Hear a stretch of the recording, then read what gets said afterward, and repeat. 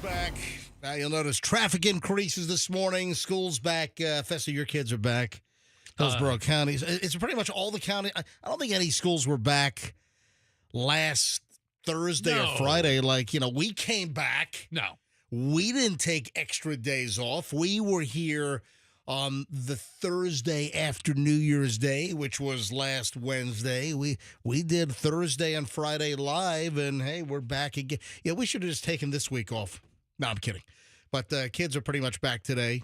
Your son, your daughter, they're back. Yeah, my daughter, as you know, goes to a reform school. Mm-hmm. And They are off this week. They take a 3-week. Whoa. Hold on. What did you just say? No, I'm kidding. She doesn't go to a reform school. That was a well, joke. no, I know that, but her school, it's a charter school, and they have a little more oh, leeway. like if you don't get help at charter, get help somewhere. And all the kids need help there, all of them, mostly because of the glue in art class. Is that charter still around? Remember those commercials? They are. I remember those commercials like in the 80s and 90s. If you don't get help at charter, please get help somewhere. Wasn't that the tagline or something? Yeah, he's exactly right. Right. And what was charter like an inpatient like drug rehab facility or something? I think it did everything. Drugs, Yeah, alcohol. whenever I hear charter school, I hear if you don't get help at charter, please get help somewhere. I think that's so. When does your kid go back? So she goes back next week. Every year they take 3 weeks at Christmas or 3 weeks at the end of the year, and it's awful. I have no idea why. So then take her out of the drug rehab school, the charter school, and put her in normal school. I mean, it's keeping her off the glue, and it's a good school. Off the model glue? Yeah, that's why. And that's another thing. They don't make the glue the same way. No, I don't. Like Tester's model glue back when I was a kid, man, that would get you freaking high as a kite. 1970s, 80s, maybe even 90s. I mean, that model glue used to be, man. I remember, I think I've mentioned this before, Martin Kerrigan. Oh, yeah, old Martin Kerrigan. I have no idea what happened to Martin Kerrigan. But when I was going to Independence Junior High School, I had a bunch of friends, Beth Gavin, Scott Arbuckle, right there in, the Haygood Point area of Virginia Beach. And I remember we were at Martin's house, and we were like downstairs watching TV, and Martin disappeared. And we're like, where the hell did Martin go? So we go up to his room, and we found him in his closet. Just with a tube of Tester's airplane model glue up his nose. And he was just in the closet. I mean, we're talking like 8th or 9th grade. And he was just inhaling model glue. When kids used to put together the plastic cars and the plastic airplane models, and you used to have that little tube of model glue. But they changed that. Hey, Andrew, do me a favor. Do a quick search. When did they change model glue so kids couldn't get high on the stuff? I don't know what happened to Martin Kerrigan. Yeah, I did a quick search on Martin Kerrigan. Yeah. I think he's dead. Martin Kerrigan, Virginia Beach. No, he's not. Hold on a minute. Martin Kerrigan. No, that's Kerrigan. How do you spell Kerrigan? Kerrigan, Kerrigan. Okay. You don't even have it. Why would you assume you knew how to spell Kerry? That's not. I said Kerrigan, not Kerrigan. Apologies to the Kerrigan family. Yeah, so I wonder whatever happened to Martin Kerrigan. Yeah, he was a nice kid. We used to play football in his backyard. All right, 6:04 at the MJ Morning Show. Did you play soccer? No, we didn't play. We played football. Because I think Martin Kerrigan played in the 1988 men's soccer team of Virginia Wesleyan University. Oh, he did. No, he did. And Virginia Wesleyan, that was in Virginia Beach. Hold on a minute. You know what? Martin Kerrigan did play soccer. Yeah. You found him. Oh, I found him in 1988. I haven't found him now. I'm still looking for him. You found the Virginia Wesleyan, some kind of story from Virginia Wesleyan? All right, leave that page up. Hey, Andrew, did you find out when they stopped making airplane glue that got you high as a freaking kite? All right, hold on a minute. Andrew said that it still appears to exist. Listen, I'm sure that there are plenty of glues that'll get you high, but I thought that like the airplane glue or the model glue for kids, I thought they changed that. Hey, I might be completely wrong. Anyway, bottom line, school, how did we get off on... Do you know how we got off on that? My kid goes to charter.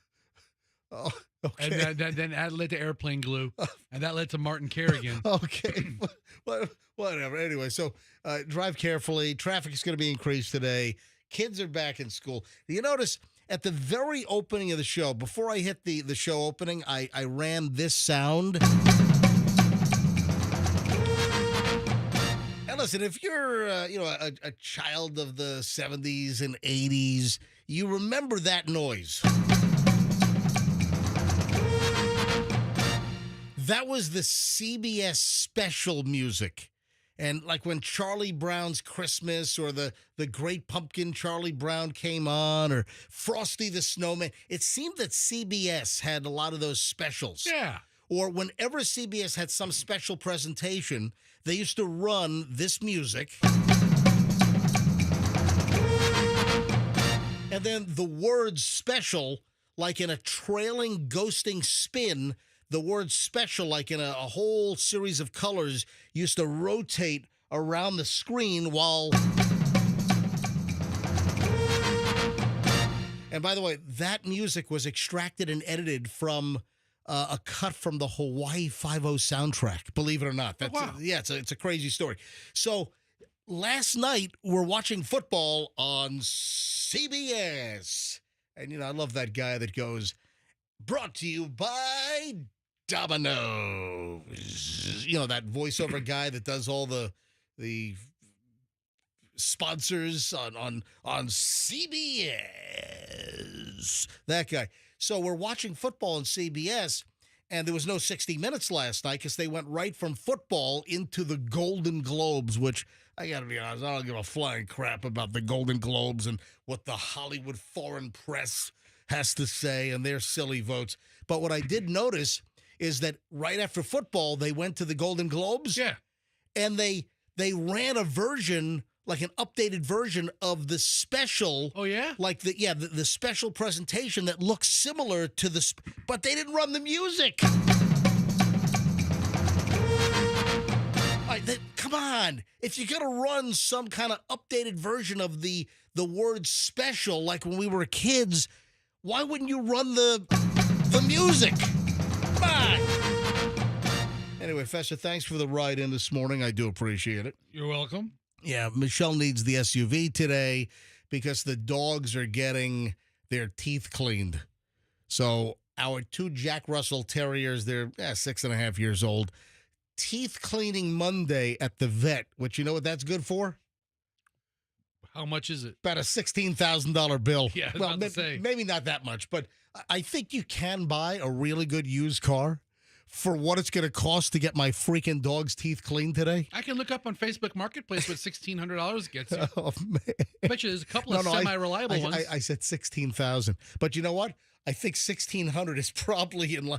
Why does the vet cost so much? I think you can get a kidney transplant for less than what it costs to take the dog to the vet for the annual checkup. I mean, people are suckers for their pets. Oh, we are. They're Absolutely. wild animals. Let them live outside. Yeah, so thanks for the ride in this morning. You're welcome. And I hate to look a gift ride in the mouth. Okay. But your car smelled like it was burning the whole way in. Do you have any idea what that was? I do, actually. Why does it smell like your car's burning? Because several weeks ago, the power steering hose... What, blew? Well, it kind of, the clamp loosened. Yeah. And over the course of a week, it would go through a lot of power steering fluid. And it would spray it all over. You're going to AutoZone and just buying gallons of power steering fluid? 2 quarts. 2 quarts. Because it doesn't go through that much. That's a lot of power steering fluid. It's a lot. Because it only takes like 6 or 8 ounces at a time. Yeah, it's like a little reservoir. Yeah, I've had to fill it up several times. Oh, but it sprays it into the engine. So I have burning power steering fluid. And then I had to take it to Damien, and Damien had to put a new hose in so it doesn't spray anymore. Okay. But it's the residual power steering fluid you smell burning off of the engine. That's why it smelled like your car was on fire the whole way in today. Yeah. Anyway, thanks in advance. Thanks for the ride home. You're going to bellyache and bitch and complain about that ride, too? Actually, you got to take me home. I got to drop off my prep bag. Yeah. Get my weighted vest, and then you got to take me to the gym because it's X-Force body workout, and then Michelle and I will walk home after that. Yeah, because I'm not sticking around to pick you up from that. No. We're gonna walk home from that. All right. Monday morning, just getting rolling. It's gonna be a great week, and certainly a busy Monday. MJ Morning Show back in minutes. Nothing too bad to.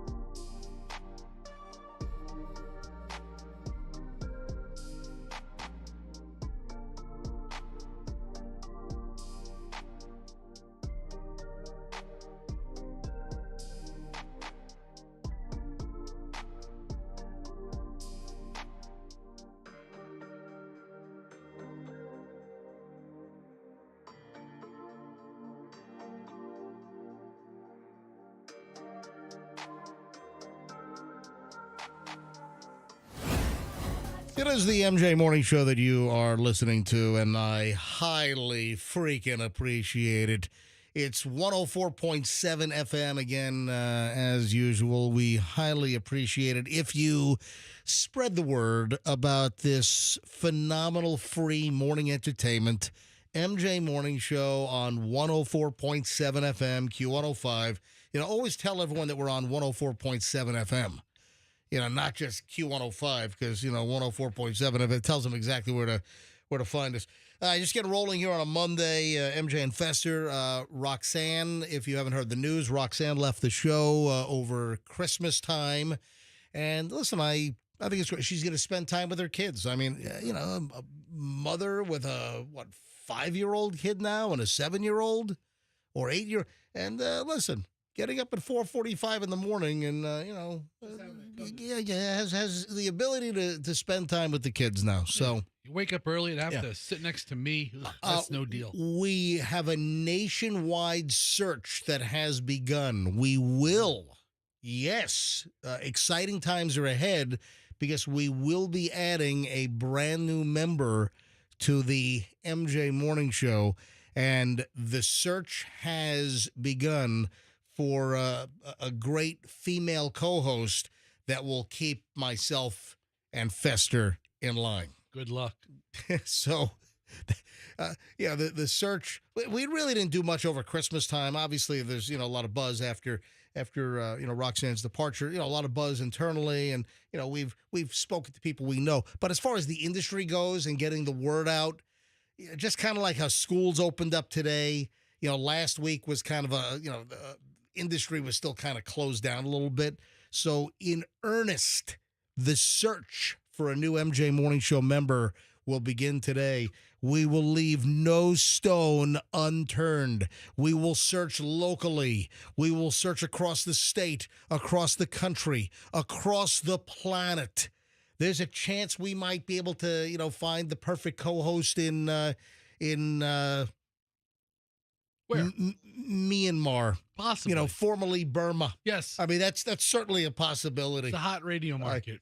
Absolutely. Yeah. One of the best out there. But bottom line is the search is on for a new MJ Morning Show member. And listen, it's going to be a very, very exciting 2025. So I'm thrilled about it. I teased something a few minutes ago, and the tease was something to the effect, how'd you like to let $138 million slip through your fingers? Man, listen to this. A $138 million lottery ticket has expired. That's awful. Yeah, it was Powerball. Wow. 130. And that's kind of on the low side. When you think of Powerball, because I don't really pay attention to Powerball. And, the news stories don't really start kicking up. Oh, Powerball jackpots at $500 million. It seems to be around the number that you start hearing the stories. If you're not really into the Powerball or the Mega Millions, it's around that $500 million mark that, the news stories start popping out about the jackpot getting high. Yesterday, I saw the billboard. Powerball's at 220. Yeah, nobody cares. I don't get out of bed for 220. Don't waste my time. $220 million. And hey, Mega Millions over Christmas time, Mega Millions had hit $1 billion. And that was one. There was like one winning ticket for Mega Millions. And Merry Christmas to that guy. And then it goes down to like $20 million. And it's like, forget it. You know what? Don't waste my time. Don't consume any brain cells.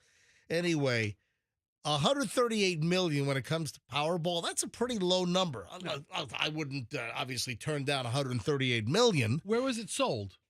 It was sold in Ohio, but it expired. I guess they have a 6-month expiration. Certain states have a 6-month expiration on these lotteries, and some states have a year. So here's the deal. A winning Powerball ticket worth $138 million officially expired. On July 3rd, a Powerball lottery player in Huber Heights, Ohio, which is just outside of Dayton. Ugh. Yeah, I don't think of Ohio as a very thrilling state. I mean, Cincinnati, I guess, is a fun town. Speak for yourself. I don't know. Maybe not. I don't know.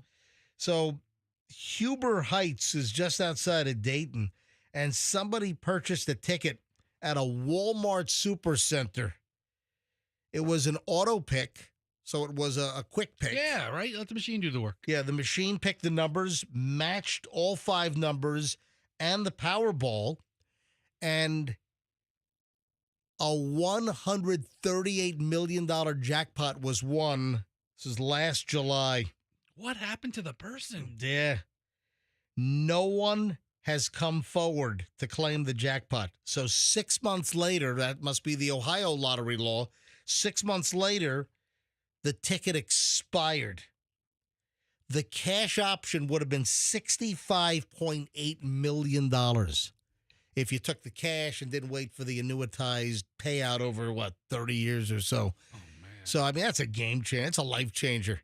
Yeah, you think? That's profound words coming from MJ. Yes. $65.8 million. Listen, you got to lop, 40% or so off for federal taxes on that. I don't know if Ohio taxes you on state taxes on lottery winnings. So you walk away with almost $40 million. Listen, bottom line, a pretty solid freaking life-changing number. Somebody bought a quick pick, wins, and then forgets about the ticket, lost the ticket, put it through the wash. Who the hell knows? But can you imagine that somebody actually put money down on a Powerball ticket, a quick pick that wins $138 million, and then tickets forgotten? That sucks the you-know-what. That's unbelievable. I mean, I've forgotten about tickets, but I always try to hear where the winner's from. Yeah, I mean, listen, if you hear that a winner was from the Tampa Bay area, you're going to check your ticket. Absolutely. And especially, the winning ticket was sold at Publix on Nebraska. Remember that 20-something-year-old kid from Land O'Lakes? He won 200-something million dollars. At the Publix right behind Avila. What is that? The Apex Publix, where Florida and Nebraska meet. Yeah. They sold a $200-something million Powerball ticket to some 26-year-old kid out of Land O'Lakes. It happens. Yeah. So if you hear in the news, winning ticket sold in Tampa at the Publix, I mean, you bought a ticket there? Hold on. Yeah, let me check. Let me rush and check my tickets. So if you hear a $138 million ticket was sold at a Walmart in Huber Heights, Ohio, I mean, how the hell do you buy the damn thing and you don't claim it after it? The odds of winning, what is Powerball, like 1 in 292 million? That sounds pretty close to being right. I mean, it's somewhere in that vicinity. The odds are astronomical. The odds, I will never win. I will never win Mega Millions. I will never win Powerball. Oh, with that crappy attitude. Folks, you won't either. Unless the guy that did win in Land O'Lakes, he's listening. He can say, MJ, I won. Except for you, sir. Yeah, except you won. Yeah, but I mean, the odds are just so bad. But can you imagine? You score, you win, and then nobody comes forward. Expired. Yeah, sales generated, at least in Ohio, that contributed to the jackpot, go to the unclaimed prize fund, which becomes part of lottery profit. They pocket the money, but it does help support education in Ohio. That's cool. Yep. If you're not going to claim the money, at least help the kids. But, man, that's the worst. You know what I'm going to ask you a little later on? Do a lot of people know who Skip Bayless is? I think a lot of middle-aged men know who Skip Bayless is. Yeah, he's the sports guy. Wasn't he on Fox Sports for a long time? He was. I think he still is. He was on ESPN for a long time. Yeah, ESPN. You see the trouble he's in? Yeah. He's getting accused of, sexual harassment.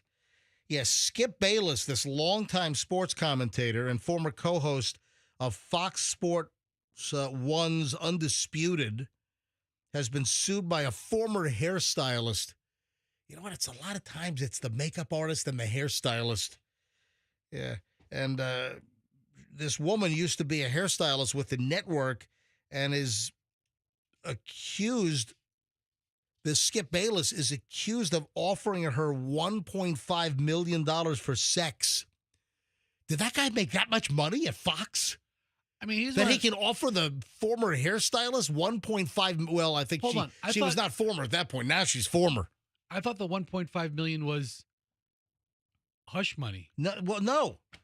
Skip Bayless, a longtime sports commentator, former co-host for Fox Sports 1's Undisputed, was sued by a former hairstylist with the network and accused of offering her $1.5 million for sex and inappropriately touching her.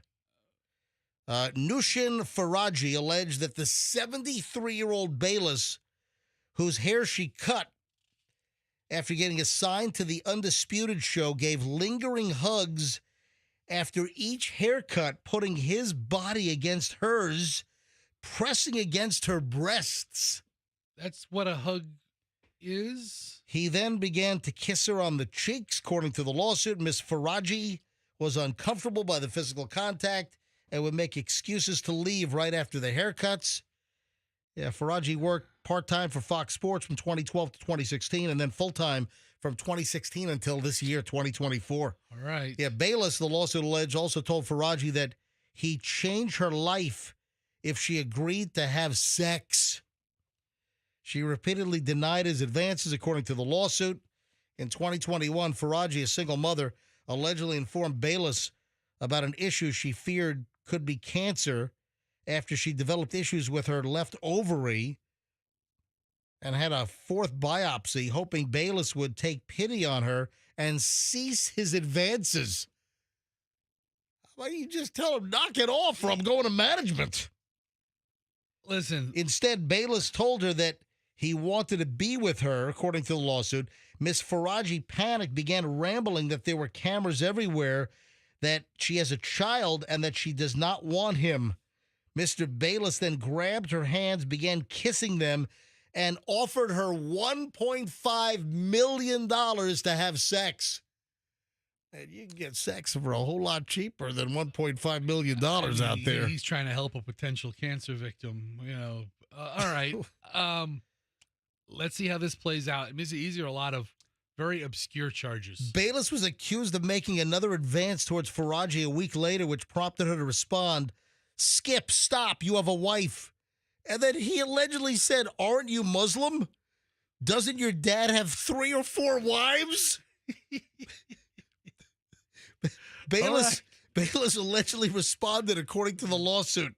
Mormon would have been funnier. Faraji then told Bayless that her father was dead, and when Mr. Bayless looked taken aback, she made an excuse to leave anyway. The lawsuit also alleges Bayless on multiple occasions in 2022 accused Faraji of having sex with former NFL tight end Shannon Sharp.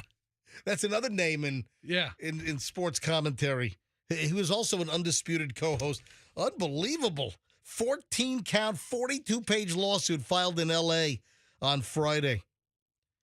Wow. Skip Bayless. Yeah. Is he still with the network? Where is he now? He is. Last time I saw it. Listen, and Skip likes a fight, so wow. Good luck to all parties involved. It's 6:35 at the MJ Morning Show. Early morons of the news rolls next, so stand by. Hey.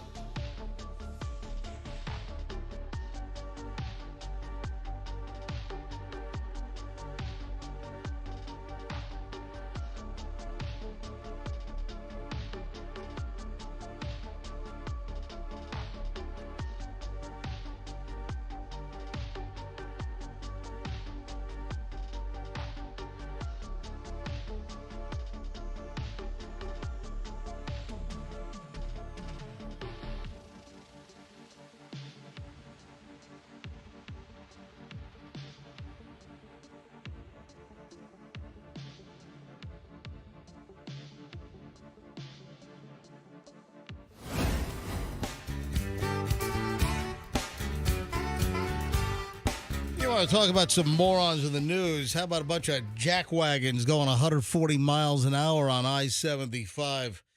Yeah, FHP chase, the whole 9 yards.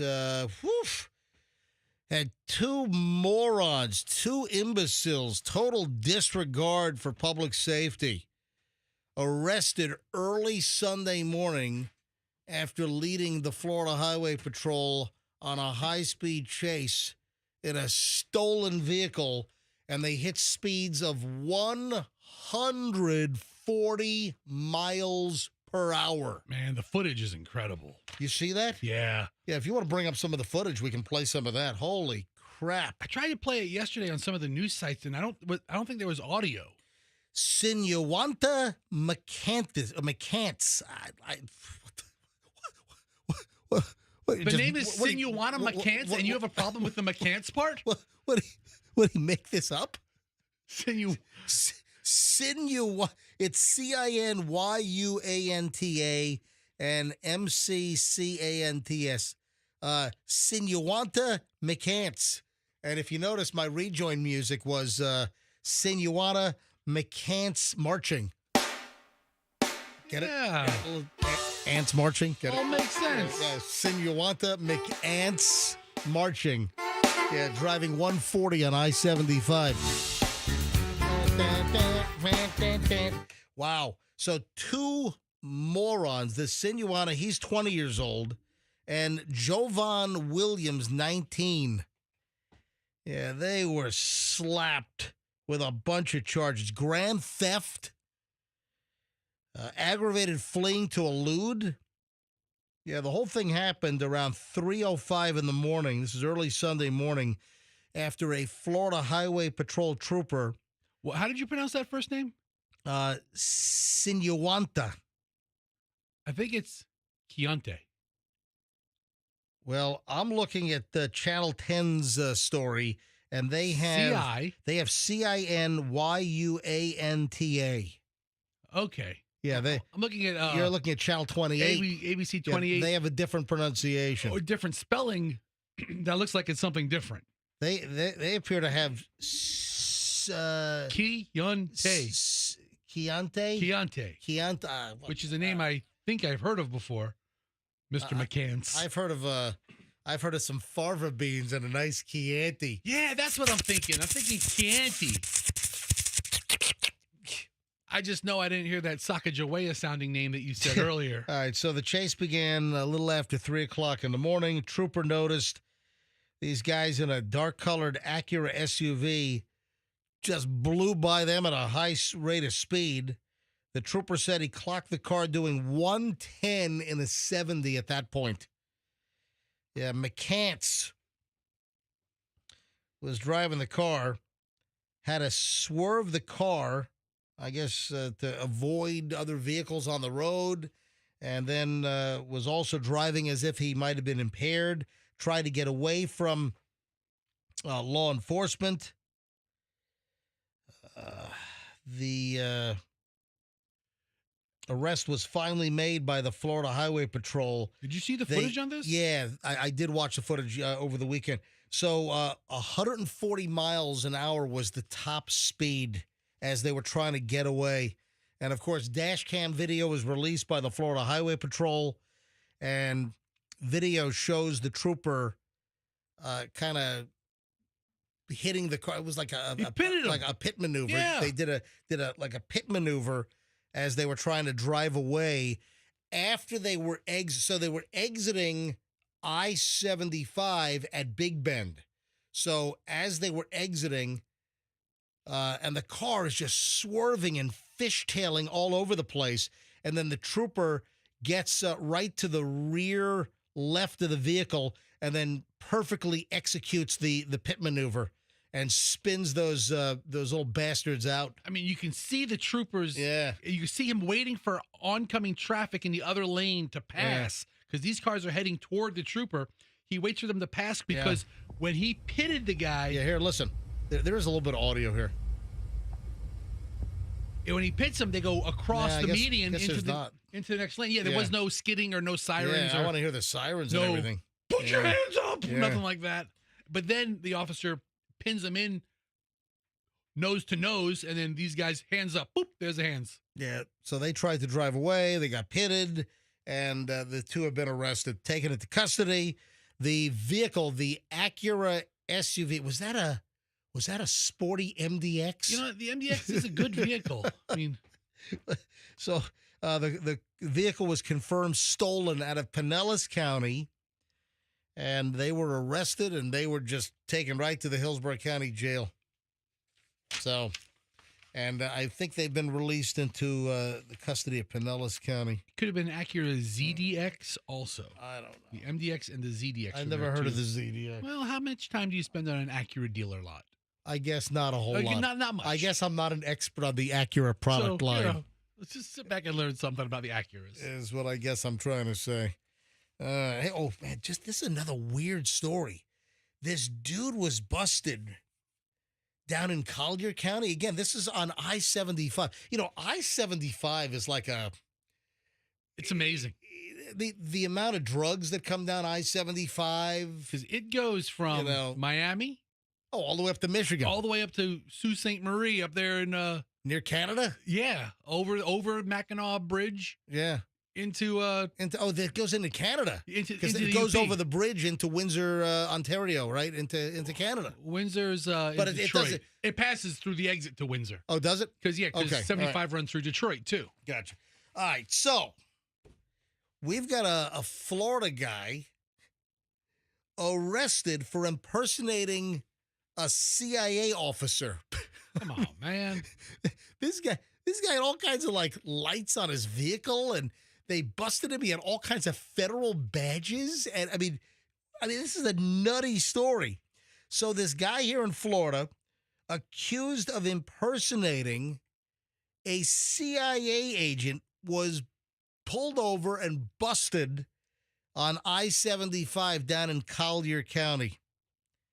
63-year-old Jorge Alberto Alfonso was in a pickup truck, and they pulled him over in Collier. He had already made the turn, to the east of Naples, and he was going down the alley, Alligator Alley, and his truck had flashing red and blue emergency lights while he was headed on I-75. What the hell is this guy thinking? I have no idea. How's he going to get away with this? The dude is from Cape Coral, which is, down around, like Port Charlotte, Cape Coral. Yeah. So he was a passenger in the truck when it was pulled over.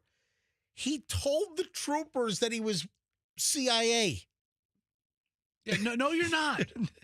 So troopers found numerous guns in the vehicle. They found a whole litany of different passports from different countries. I'm looking at the hood of his car, and there's like 10 different passports. Yeah, the troopers laid everything out on the hood of the vehicle, right? They found a bulletproof vest, fake federal badges for numerous agencies. So he had CIA, FBI, apparently Homeland Security, he had a whole bunch of fake badges as well. He was taken into custody by troopers. They tossed him in the Collier County Jail on false pretenses or impersonation of a federal official. Also, he had drugs. I mean, here's his haul. 1, 2, 3, 8 passports. Yeah. 1, 2, 7, 6 badges. Yes. Patches, billfolds, a wad of cash. He's got an Interpol, the European police agency. He's got Interpol, so some kind of like an Interpol patch. 6 handguns. He's got all kinds of wallets and wallet badges. What do you call this? A shotgun? That looks like a pistol grip shotgun. Look, yeah, so he has a pistol grip shotgun. Looks like there's an EOTech sight on that as well. And 6 handguns. I don't know what. You know what? That might be an. I can't really see. I don't know if it's a shotgun or if that's a. Yeah, that might be a pistol grip AR-15 actually. He's got like an EOTech sight on that thing. It's a really aggressive piece of equipment. Yeah. But I mean, look at this thing. So this guy's running around pretending he's like a federal agent with multiple agencies. He has just loose patches. But then they had a pickup truck with all kinds of blue and red lights on it. They're driving on I-75. So you've got a trooper that sees them and is like, what the hell's this? Hold on a second. Who's that guy? That doesn't look like a Collier County, sheriff's office vehicle. That's not one of ours with the FHP. I mean, the FHP officers, they know what a law enforcement vehicle looks like. So FHP pulls him over, and the guy tries to pull the charade that he's a CIA agent? Come on. It's just ridiculous. All right, that's why we call it Morons in the News here on the MJ Morning Show. All right, the famous 7 o'clock hour starts. Oh, speaking of the interstate, I don't know if you saw my Instagram over the weekend. We came across something on the Howard Franklin Bridge. This is the Howard Franklin Bridge on Saturday night. You're not going to believe what occurred. Like 8 o'clock, 8:25, Howard Franklin Saturday night. That story's coming up in the 7 o'clock hour. We do our hour and 20 minutes of nonstop MJ coming up. Hey, we're loaded. On a Monday, school's back, life's back to normal for the most part. You got rain later today. You got a big cold front coming through tomorrow. I'll still be in a T-shirt and shorts tomorrow morning. Don't fret it, folks. All right, back in moments. Don't miss a minute of this MJ Morning Show, folks, here on 104.7 FM. It is Q105.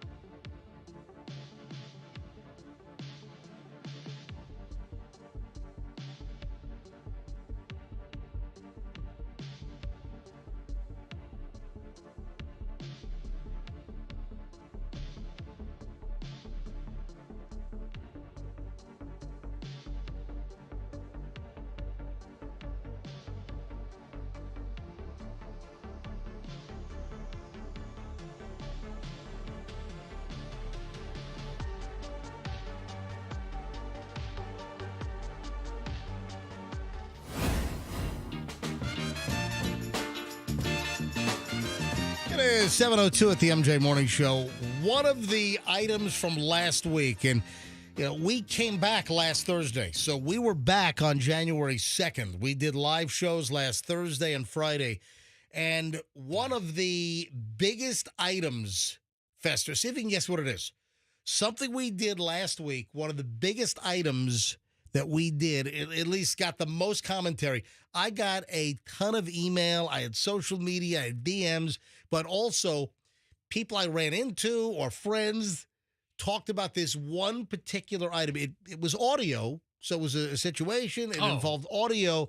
And, man, this generated a lot of discussion. A lot of discussion, but I don't know that it generated a lot of debate. Hold on. Do you have any idea what I'm talking about? I was approached by 3 separate people about a particular audio clip, right? So they could tell me the exact opinion that I had about it when I heard it. I have no idea if we haven't. Are we talking about the same thing? Are we talking about chocolate cake? Yes, we are. Chocolate cake? Yes, we are. That's not a chocolate cake. It's the and then the cursing. Did Andrew go back and look at the audio? Did he miss a... Andrew, did you go back and did you miss an F-bomb? We thought you missed an F-bomb in the audio. Did you go back? I mean, if you're saying you didn't, I'll trust you, but... All right. So Andrew says he got everything. Okay. All right. So what an interest. I've never heard this posed this way because the cake is the cake and the icing's the icing. Right. There's an argument over what makes a chocolate cake. And this woman is saying that a chocolate cake, the cake itself has to be chocolate, not just the frosting. So there's an argument over a yellow cake that has chocolate frosting is not a chocolate cake. And this, I think shots were fired during this argument.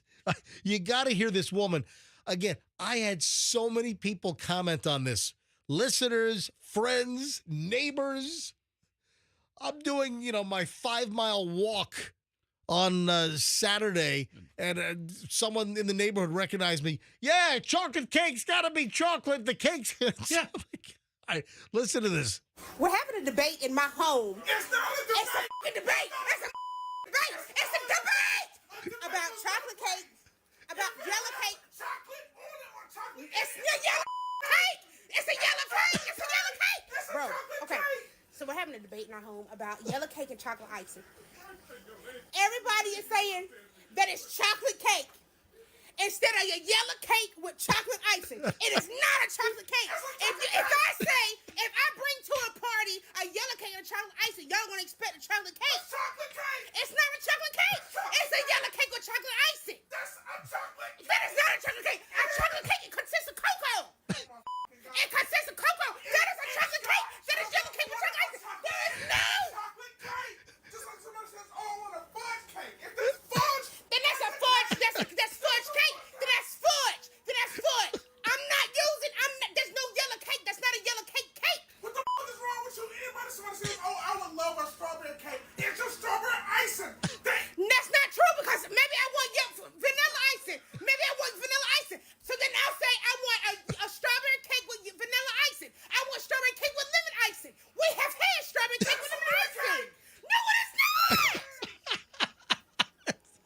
It's the funniest freaking audio I've heard in a long time. At first, they're having an argument if they're even having a debate. Didn't strawberry got into the? I don't. That's hysterical. That is the funniest thing I've heard in a long time. Yeah, a chocolate cake. The cake itself has to be chocolate.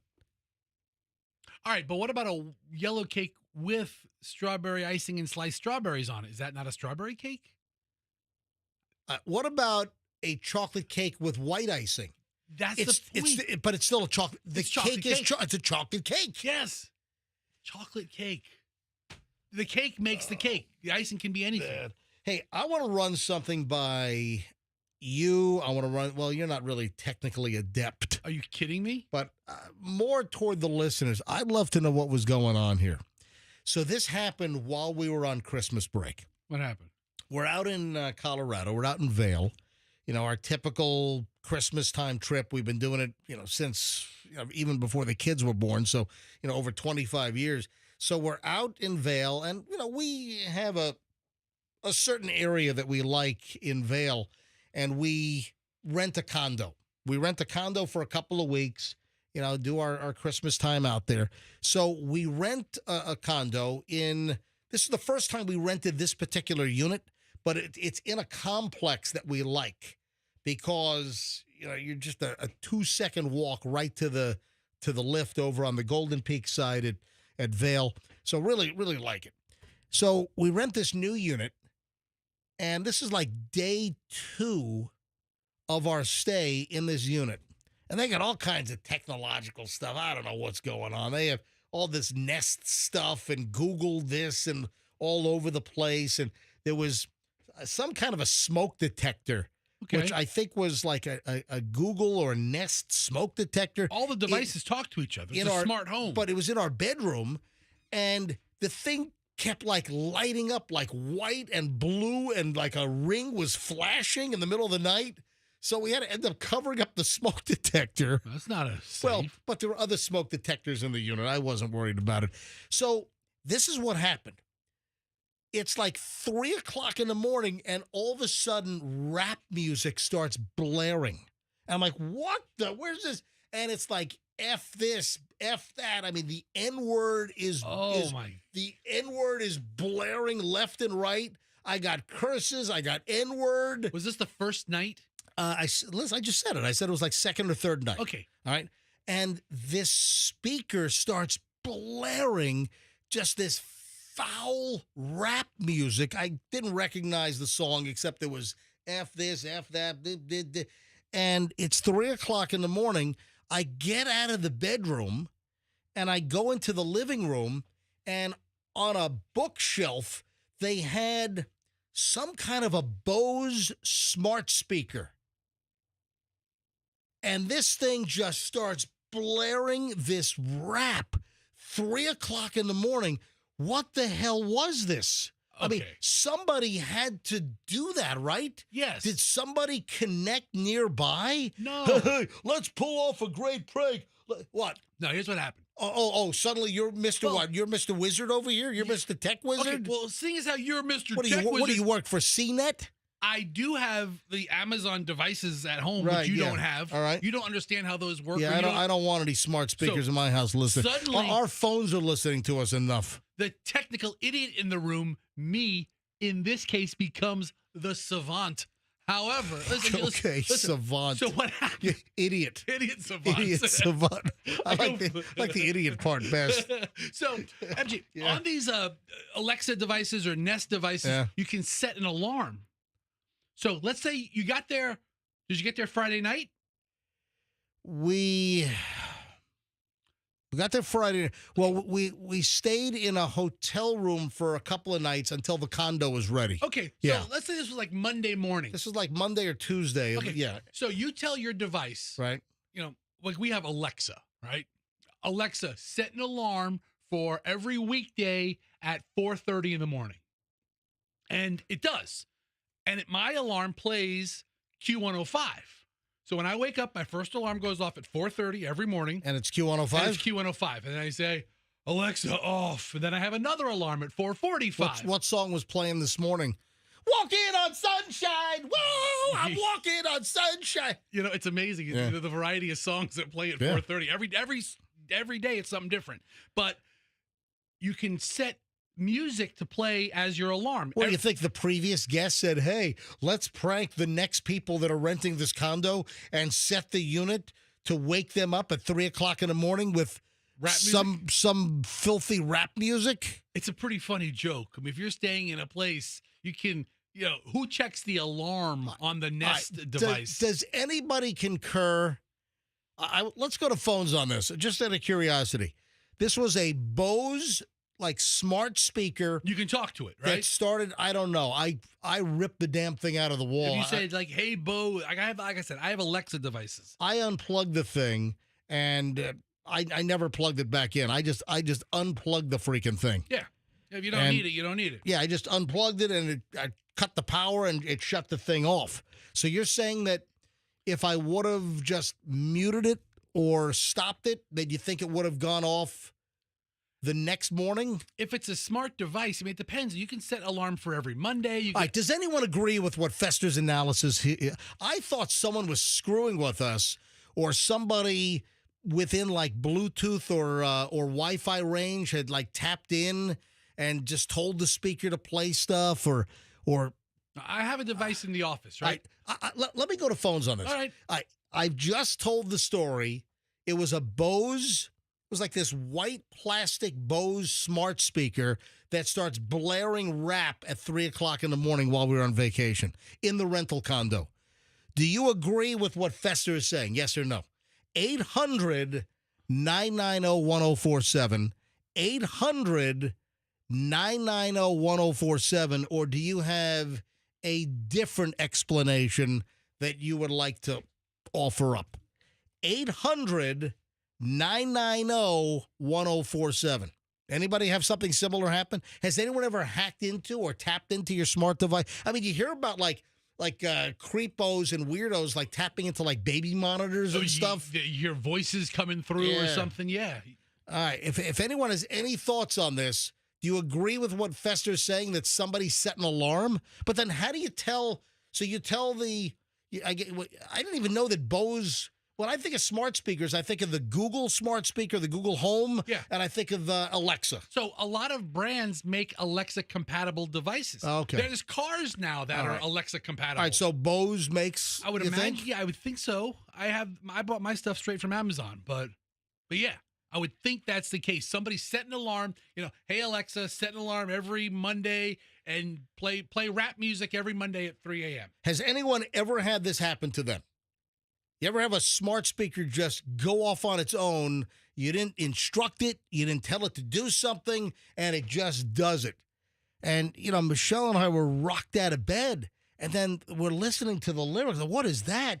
And again, it's like, and it's F this, F that, it's this. The N-word flew 29 times. And Michelle is getting down. She is loving it. She's like, this is the best. All right. So if anyone knows, love to hear from you. 800 990-1047. Do you agree with Fester's assessment that somebody set an alarm on this device? Yes or no? You set an alarm, and the keyword might be something like, hey, device, play gangster rap at 3:15 in the morning. Play gangster rap at 3:15. And then the automated voice comes on. Your alarm is set to play gangster rap at 3:15 in the morning. Well, that's what happened. All right. Yes, Andrew. Did you ever hear about an experience where something on TV, it may have been a news report talking about ordering stuff. They said something like, Alexa, order this. So everybody who had an Alexa nearby picked that up. And it was automatically doing it. Because it would pick up off of the TV. All right. Keep screening calls. He's trying to find something good. People, if like some people have their radios turned on at home, I just said the activation word, Alexa. Yeah. Their Alexas are freaking out. Oh, so you just saying it? Like, remember Burger King had a Alexa or a Google commercial, and it was a short commercial, and it says, Google, tell me about the Whopper. And people's Whoppers were going off, or people's devices were going off. But yeah, I bet you somebody set an alarm at a particular time to play rap music. All right, Andrew's got a couple of calls screened. Let me grab a couple of calls. Let me do Danielle in Largo. Danielle, you're on the MJ Morning Show. Hi. Hi, good morning. Hey, Danielle. Go ahead.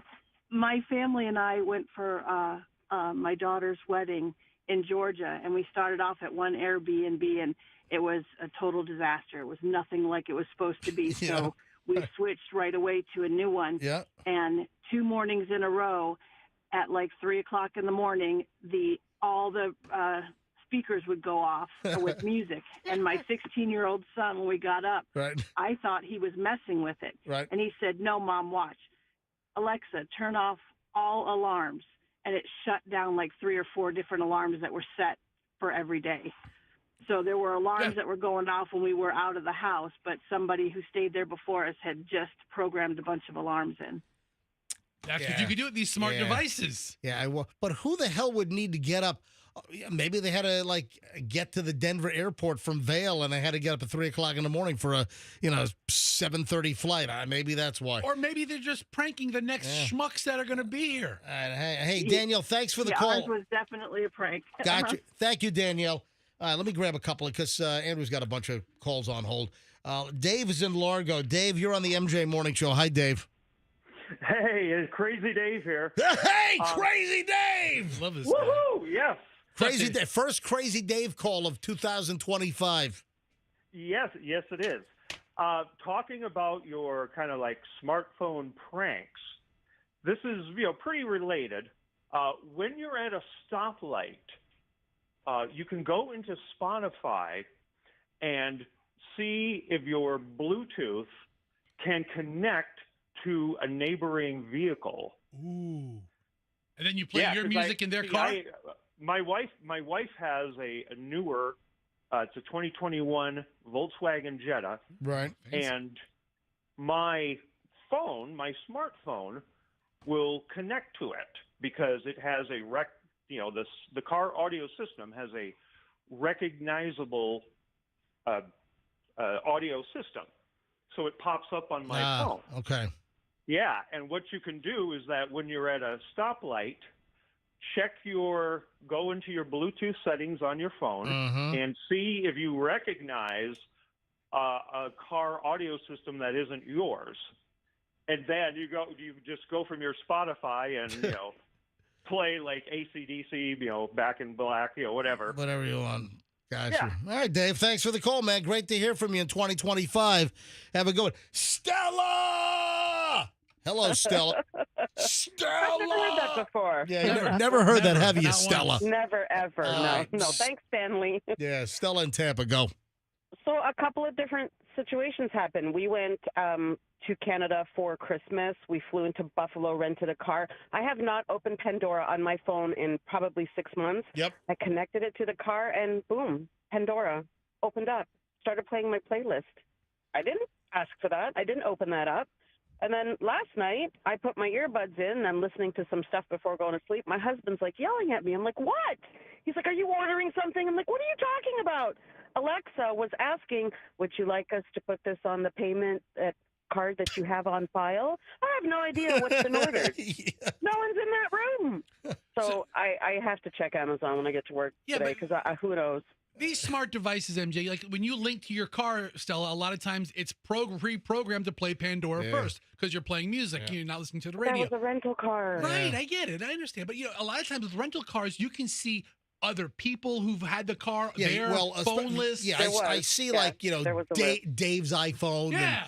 I see all that crap. So, there's other people that use it and preset it. But as far as you're concerned, MJ, somebody set an alarm with the Stella. Anytime you go to an Airbnb, MJ, on your way out, before you close the door, you talk to the smart device and you say, trigger word, play an alarm at 2:30 in the morning, play opera. Oh, And it that's will. I'm trying to do Elaine from Seinfeld. Remember she was. Was she inebriated? Stella! I don't remember that one. Stella, have a great day. Thank you, Stella. You too, thanks. Thank All you. right, bye. All right, 7:20 at the MJ Morning Show. When we get back, we got an hour and 20 minutes of nonstop MJ, including what the hell? Oh, my God! You are not going to believe what was in the middle of the Howard Franklin Bridge at 8:25 on Saturday night. Northbound, coming from St. Pete over to town. Unfreaking believable.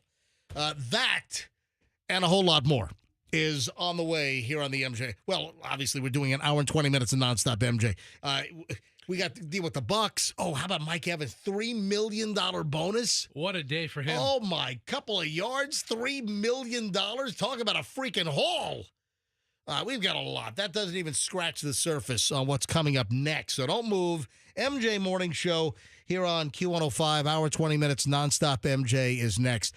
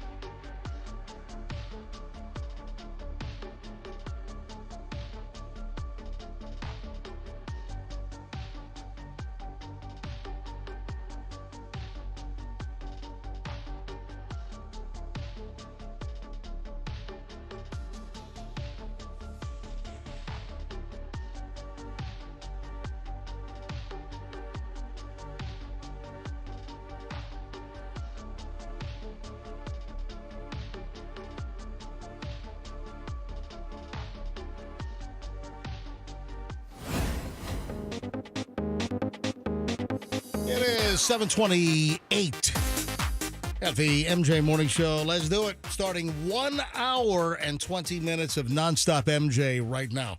Hour 20 minutes. No commercials, no music for the next hour and 20 minutes plus. And you never get less. You never get the exact amount. I always give you more. You always get. It's already enough that we're giving you an hour and 20. We always give you more than an hour and 20 minutes. Yeah, sometimes it's 2 minutes, sometimes it's 5 minutes, sometimes it's 7 minutes.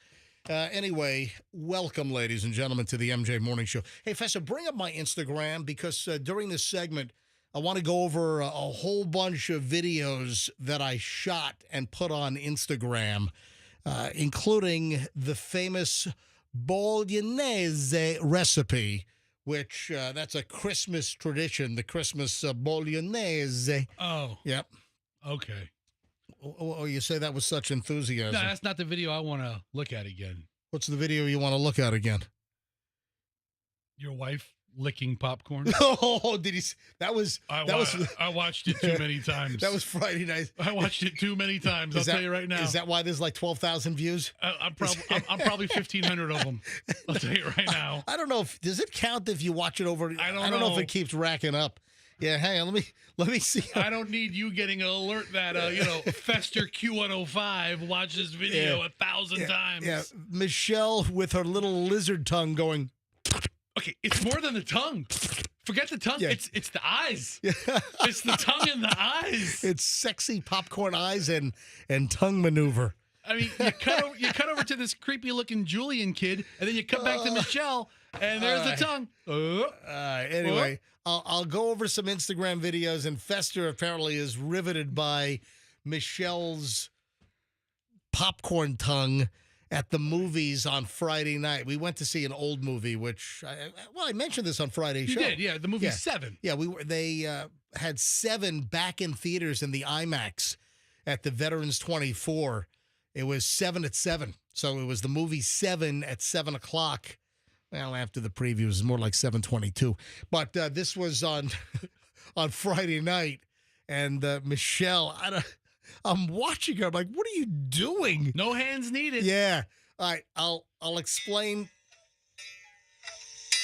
What the hell is that? 7:30. Do you have a residual alarm? I get. Oh, I had to take Julian to the airport yesterday. Yeah, I didn't shut off the alarm. See, that's how the Alexa device got you. Somebody set an alarm. Yeah, Julian's got a girlfriend, and Julian is still on winter break for NYU, and his girlfriend lives in Texas. So Julian is spending like a week at his girlfriend's place to meet the family in Texas. So Julian flew from Tampa International to Houston to IAD yesterday. I'm sure Big Tex is gonna love when his daughter brings home Julian. What you want to do with my daughter, boy? Please stop it. Welcome to Texas. Cut the crap. Oh, speaking of like my Instagram videos and, folks are doing all the scrolling. Right. Listen, I'm guilty of scrolling. I try to limit my scrolling, and I got to be honest. I get some good stuff for the show from scrolling. That whole chocolate cake debate just popped up. That popped up in my feed. It came from scrolling. So, hey, listen, a couple times a week, I'm getting something good by actually scrolling. I'm not just mindlessly going and, drooling like an idiot while scrolling. I mean, I've got a mission. I'm trying to find good stuff for the show, and a couple of times a week, I find some good material while scrolling. So, but I did find a story that there's some new research out that scrolling on your phone could increase debilitating migraines. Really? Okay. Where's this technology or research been for the last, 10 years? This isn't a new thing, scrolling on your phone. And now everybody's having debilitating migraines because of it. I don't know. What is this? Is this funded by like Tylenol or something? I mean, who's behind this research study? How much time do you spend a week scrolling on your phone? My doll. Okay, that would cause a much different kind of pain. I'm kidding. Really, what the whole My Doll thing? I hate to go off on a tangent here, but why, like a woman that's having some cramp? Why do you need to take My Doll instead of like a Tylenol or an ibuprofen or something? I mean, I don't think. Midol doesn't know to go right there. I mean, it does. I mean, come on. Midol can also be used to relieve headache, dental pain, arthritis, Duh. and muscle aches because it is really just ibuprofen. Just take a freaking Advil. That's Why it. do you have to take Midol? It's a hell of a marketing campaign. What if a guy's got a problem and he's hurting down there? What do you take Balzol? I mean, what? Imagine ordering that at the pharmacy. Hey, where's your Balzol? Yes, I need to. Where's the Balzol? 7:33 at the MJ Morning Show. Let me get back over to this. So, Midol is also a very popular hangover helper, according to a 2011. it's freaking ibuprofen. I'm telling you, listen, this is from the internet, not from me. It's the same thing as freaking just Advil. Good. Next time you have a Or headache. generic Walmart equate ibuprofen. Next time you have a little ache, I'll give you some Midol and see how ibuprofen-y it is. All right, so scrolling on your phone for too long could give you debilitating migraines, according to a new study. Listen, I've done plenty of scrolling on my phone, and I've never gotten a migraine. I've never suffered from migraines, luckily. I've known people who have, and they have to be in a dark room. It has to be all quiet. Oh, I know it happens, and I feel awful for anyone that's a migraine sufferer. Hey, my cousin Kelly. My cousin Kelly is, first cousin of mine, and she got migraines that were triggered by chicken and chocolate. Together or separately? Separately. She can't eat chicken and can't eat chocolate. They bring on, for whatever reason, how about chocolate-covered chicken? I mean, that's what I was thinking. You know what? We got fried chicken. We got hot chicken these days. Stuff. The whole chicken category's gotten very big and popular. You know what? I need to introduce chocolate-covered chicken. You want dark chocolate? You want white chocolate? You want milk chocolate? Milk chocolate? Yeah. Sure. Maybe have like little fondue fountains. You just put your chicken tender underneath it. Exactly. Sounds like something I could do at the Golden Corral. Yeah, chicken chocolate. That's what you ought to do. All right, now you're turning me on. So researchers found that extended phone use and associated scrolling increase the risk of painful headaches. Okay. Wouldn't you know if you're a victim of this? I would say so. Yeah. I mean, I haven't heard of a rampant epidemic of people getting migraines from scrolling, but listen to this. Drinking coffee and consuming oily fish such as mackerel or tuna can reduce and lower the risk of migraines while scrolling on your phone. Tell you what kind of crap is this? I don't know when the last time you had mackerel was, but nothing goes with mackerel Guess like a what? good cup of coffee. I want to hunt down these researchers and just whack them over the head with a log You want a migraine? I'll give you a migraine. It's like a Mad Libs for a research paper. All right, you have to eat something. How about mackerel? All right, we need a beverage. How about coffee? They're making it up as they go. That's what it sounds like. Yeah. That's exactly what it sounds like. I saw this and I laughed my butt off when I saw this. A guy vandalized a psychic shop in South Florida. Okay. They're looking for the perp. Yeah. Okay. What's the obvious question here? Come on, just go straight to the source. There's a couple of jokes here. I mean, come on. This happened in Pinecrest. Pinecrest is what? Is that Miami-Dade? Is that near like Miami Gardens? Where the hell's Pinecrest? Pinecrest, Florida. Yeah, it's in Miami-Dade. I know that. Pinecrest, did you find it? It's south of Miami. Is it near Hialeah? Oh, no, it's next to Kendall. It's right near where OJ used to live. Yeah, so Pinecrest is just to the east of Kendall. So south of Miami and Miami Beach, Pinecrest. So cops down there are looking for a guy there's so many layers to this story. So many. All right, so cops in Pinecrest, Florida are looking for a guy that was caught on surveillance video vandalizing a Pinecrest psychic shop, threw an object through the window, smashed the whole glass storefront. This is the day before Christmas Eve. Happened about 9 p.m. at Marion Psychic, which is on South Dixie Highway in Pinecrest, Florida. So the Pinecrest police, they released surveillance footage showing an individual throwing an object through the window, shattered the whole front glass window, estimated damage at least $1,000. Investigators say the man fled northbound through an alley after he vandalized the store. That's good police work there. They described him as a white male wearing a light-colored shirt, shorts, and black shoes at the time of the incident. From the Pinecrest Police Department, we have a subject who goes to the front of the business as quickly as it happened and leaves through the alleyway.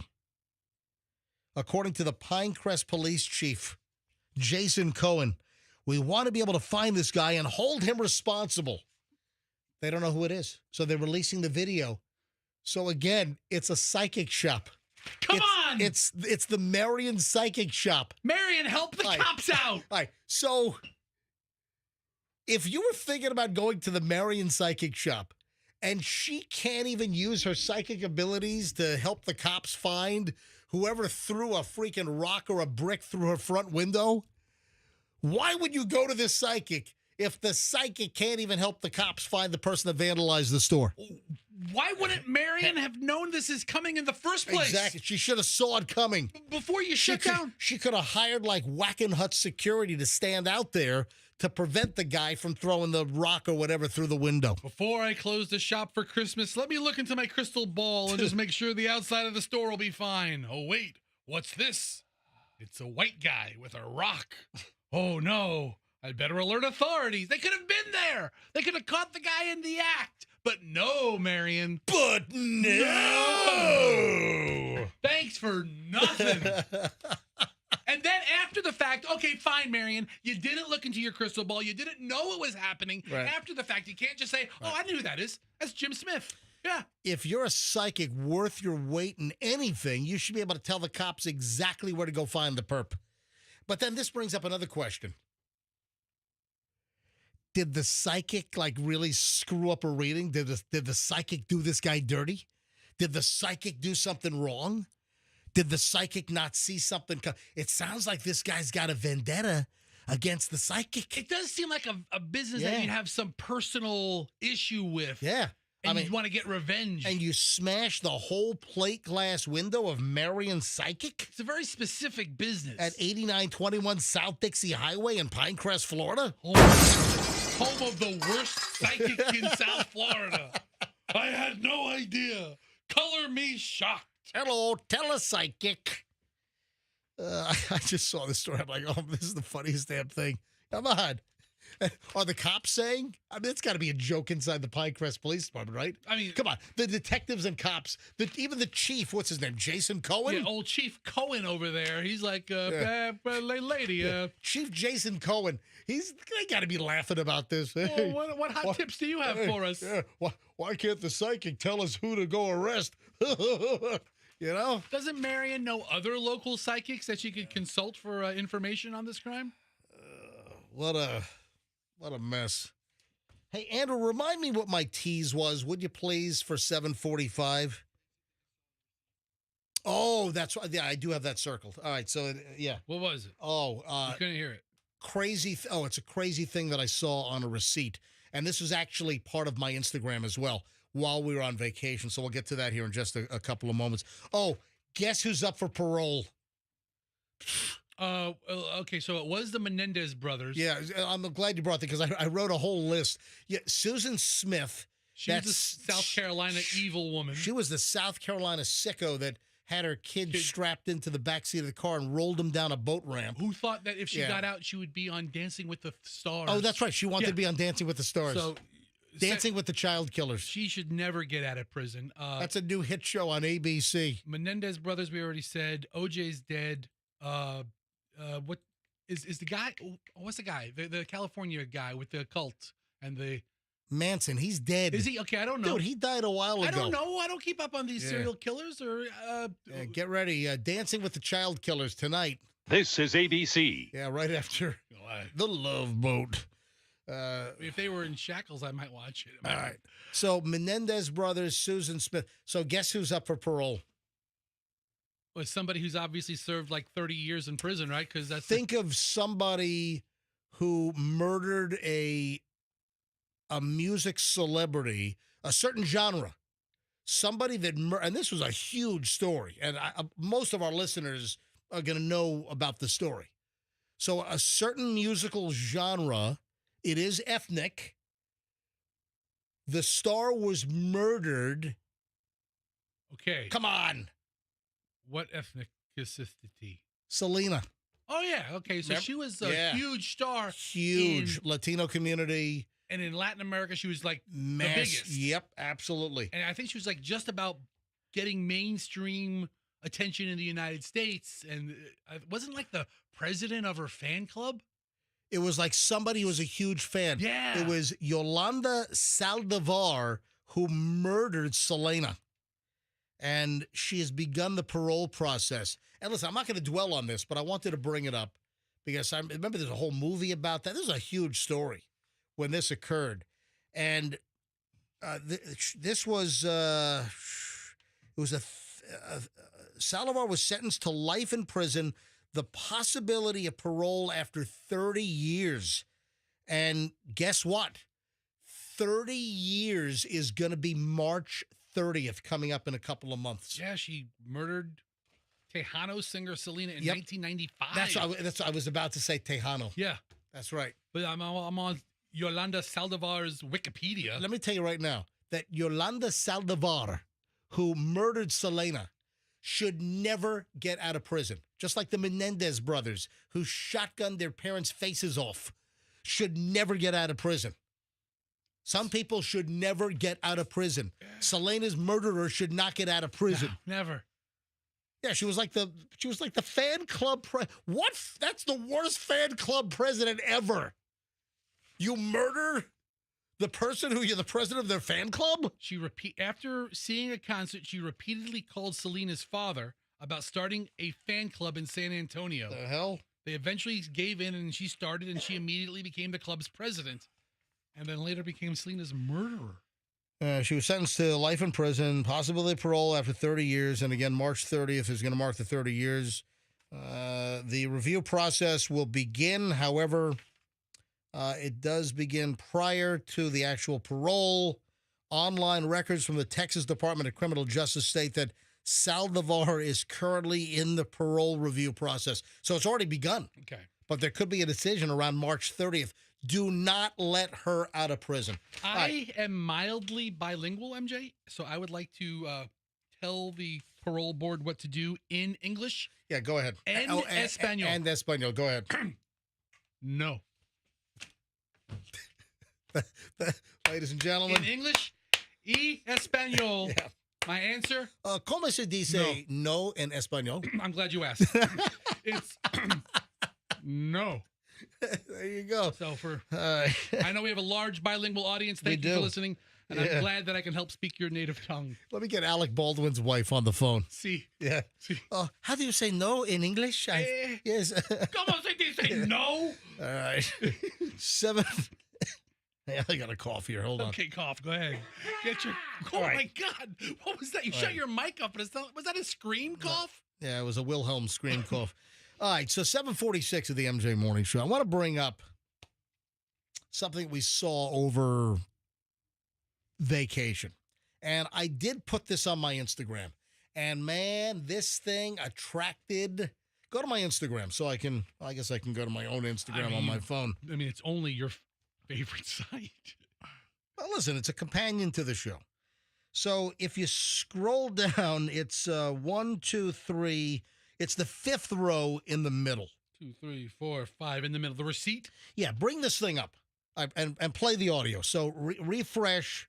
Yeah, close. Yeah, go refresh. ahead. Refresh and then quickly play the audio. Go ahead. Refresh and audio. Go. Tell me what you think about this mandatory kitchen appreciation charge by this pizza restaurant out in Denver. Not a fan of this. Pizza was really good, though. Leave a comment. All right. On our check, so we left the Denver airport. We flew into Denver airport on Friday the 13th for Christmas break. And there was a pizza shop that I was dying to try. There's a place called Blue Pan Pizza in the Denver area. They've got a location in Denver. They have a location in Golden. And always wanted to try it. They're famous for their Detroit pizza. They also do a New York pie. Pizza was really good. Okay. Pizza, got to be honest, the Nona Slice House right here in Safety Harbor, Nona's Detroit Slice is better, but Blue Pan was really good. So we get the check. And again, I recommend the place. So I'm not trashing Blue Pan Pizza. I thought the pizza was really, really good. Nice job. And the guy's known in the pizza industry nationwide. I'd go back. But something kind of took me aback. On the check, kitchen appreciation charge. No optional. It's just on the check. So I got all my items. Subtotal was $98, and then a kitchen appreciation charge of $2.94. And then they charge tax on the total and the $2.95? No, so tax would be on. I don't think tax was. I think tax was on the subtotal, not with the kitchen appreciation. It would have been a couple of cents anyway. But here's my question: what do you think about a kitchen appreciation charge? $2. So it's 98. What was that? What percentage is that? Like 2-3%? What was that? So $2.94. 3%? On a $98 check. 3%. Yeah. I was like, what the hell is this? What do you mean kitchen appreciation charge? All these junk charges, this bothers the hell out of me. I know that there were some restaurants that were like putting on like a staff health care addendum or something. Don't hit me with this crap. Don't saddle me with this. If you want a kitchen, then just raise the freaking pizza. $1. 75 cents or $1. Yeah. Don't hit me with these junk Folks, have you ever seen this? Would you like to comment on this? What do you think about a restaurant? And then this is the kicker. They spelled appreciation wrong. So if you look, if you look at, it's a little video I shot, but if you look and freeze the video, look at, they spelled it's appreciation. I don't. They misspelled appreciate. They couldn't even spell appreciation right. Appreciation. Appreciation or whatever the heck it is. The I and the T are mixed up. Has anybody told them that you've spelled appreciation wrong on this ostentatious, obnoxious kitchen? All right, I want to go to phones on this. I would appreciate them correcting their spelling. Right. folks, what junk charges have you seen on restaurant checks? Or do you think this is appropriate? A kitchen appreciation tax? So you know what I did? The service was good. I just took the $2.94 off the damn tip. I mean, if you would have If I'm leaving 20% on this check, $20, and $20 or so, yeah, guess what? They 17. put a $3 charge on there that I didn't ask for, a forced kitchen appreciation charge. So I took the $3 off, and instead of leaving $20 for the server, I left the server $17 to leave a total of 20%. Don't charge me a kitchen. Raise the freaking pizza by 85 cents or whatever to cover this, by whatever. All right, I'd love to grab some calls on this. This just torqued me off. 800-990-1047. 800-990-1047. Oh, and coming up in just a few minutes, next, we got to talk about what was in the middle of the freaking Howard Franklin on Saturday night. This is unfreaking believable.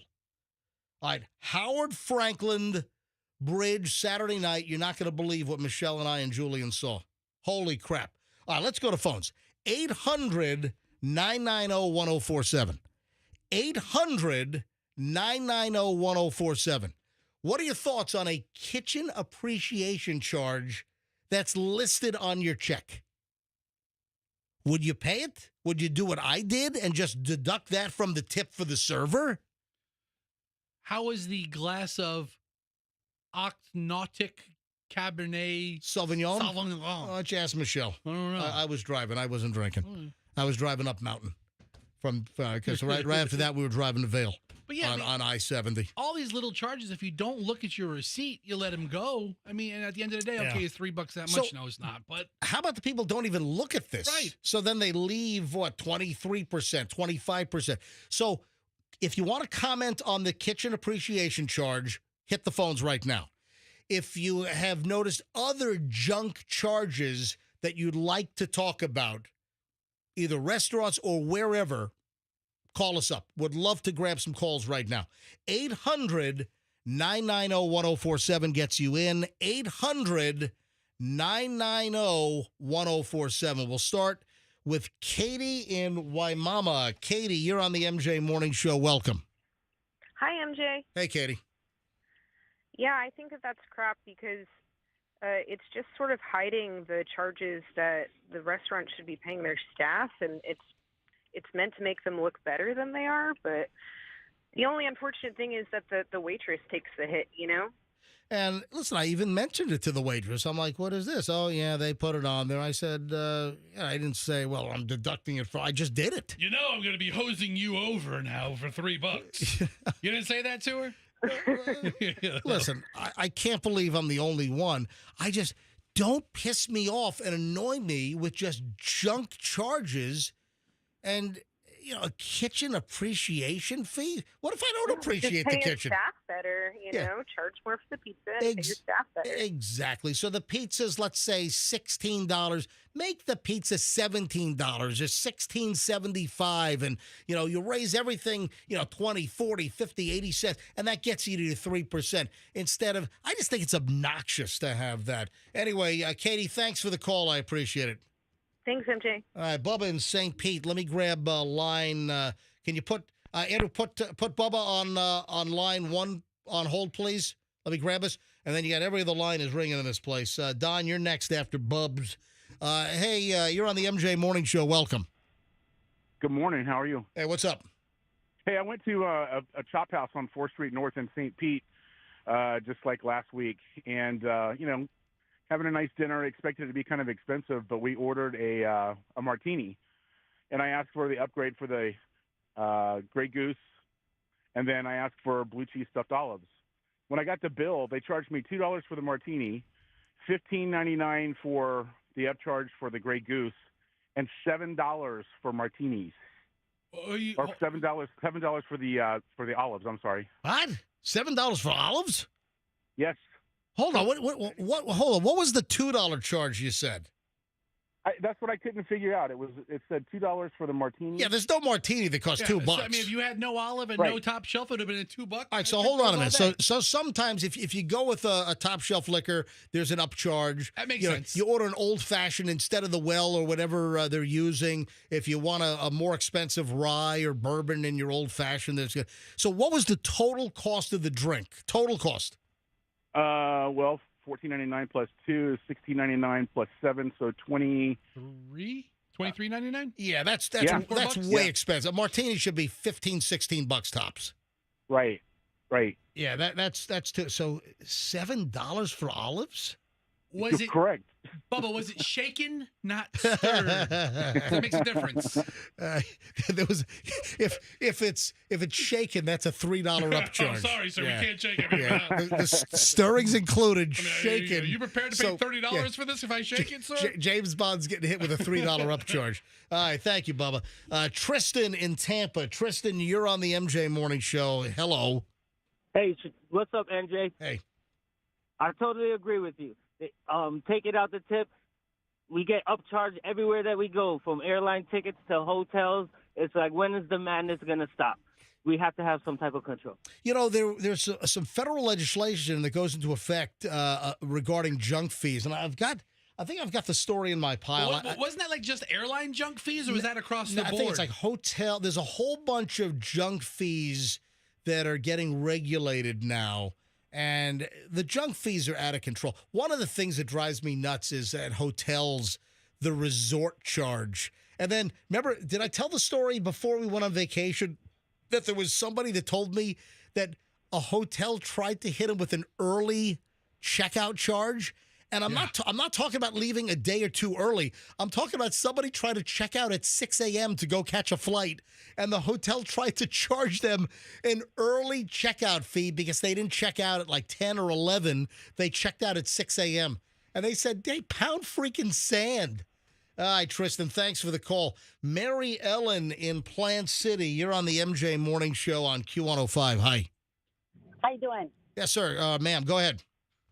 Well, I was. What are you laughing at? You call Mary Ellen, sir? I'm sorry. Ma'am. I'm sorry. Sir, ma'am. It's Mary Ellen. Yeah, I know. That's why I corrected myself. It's the womanest name ever. Yes, ma'am. Go ahead, Mary ma'am. Ellen.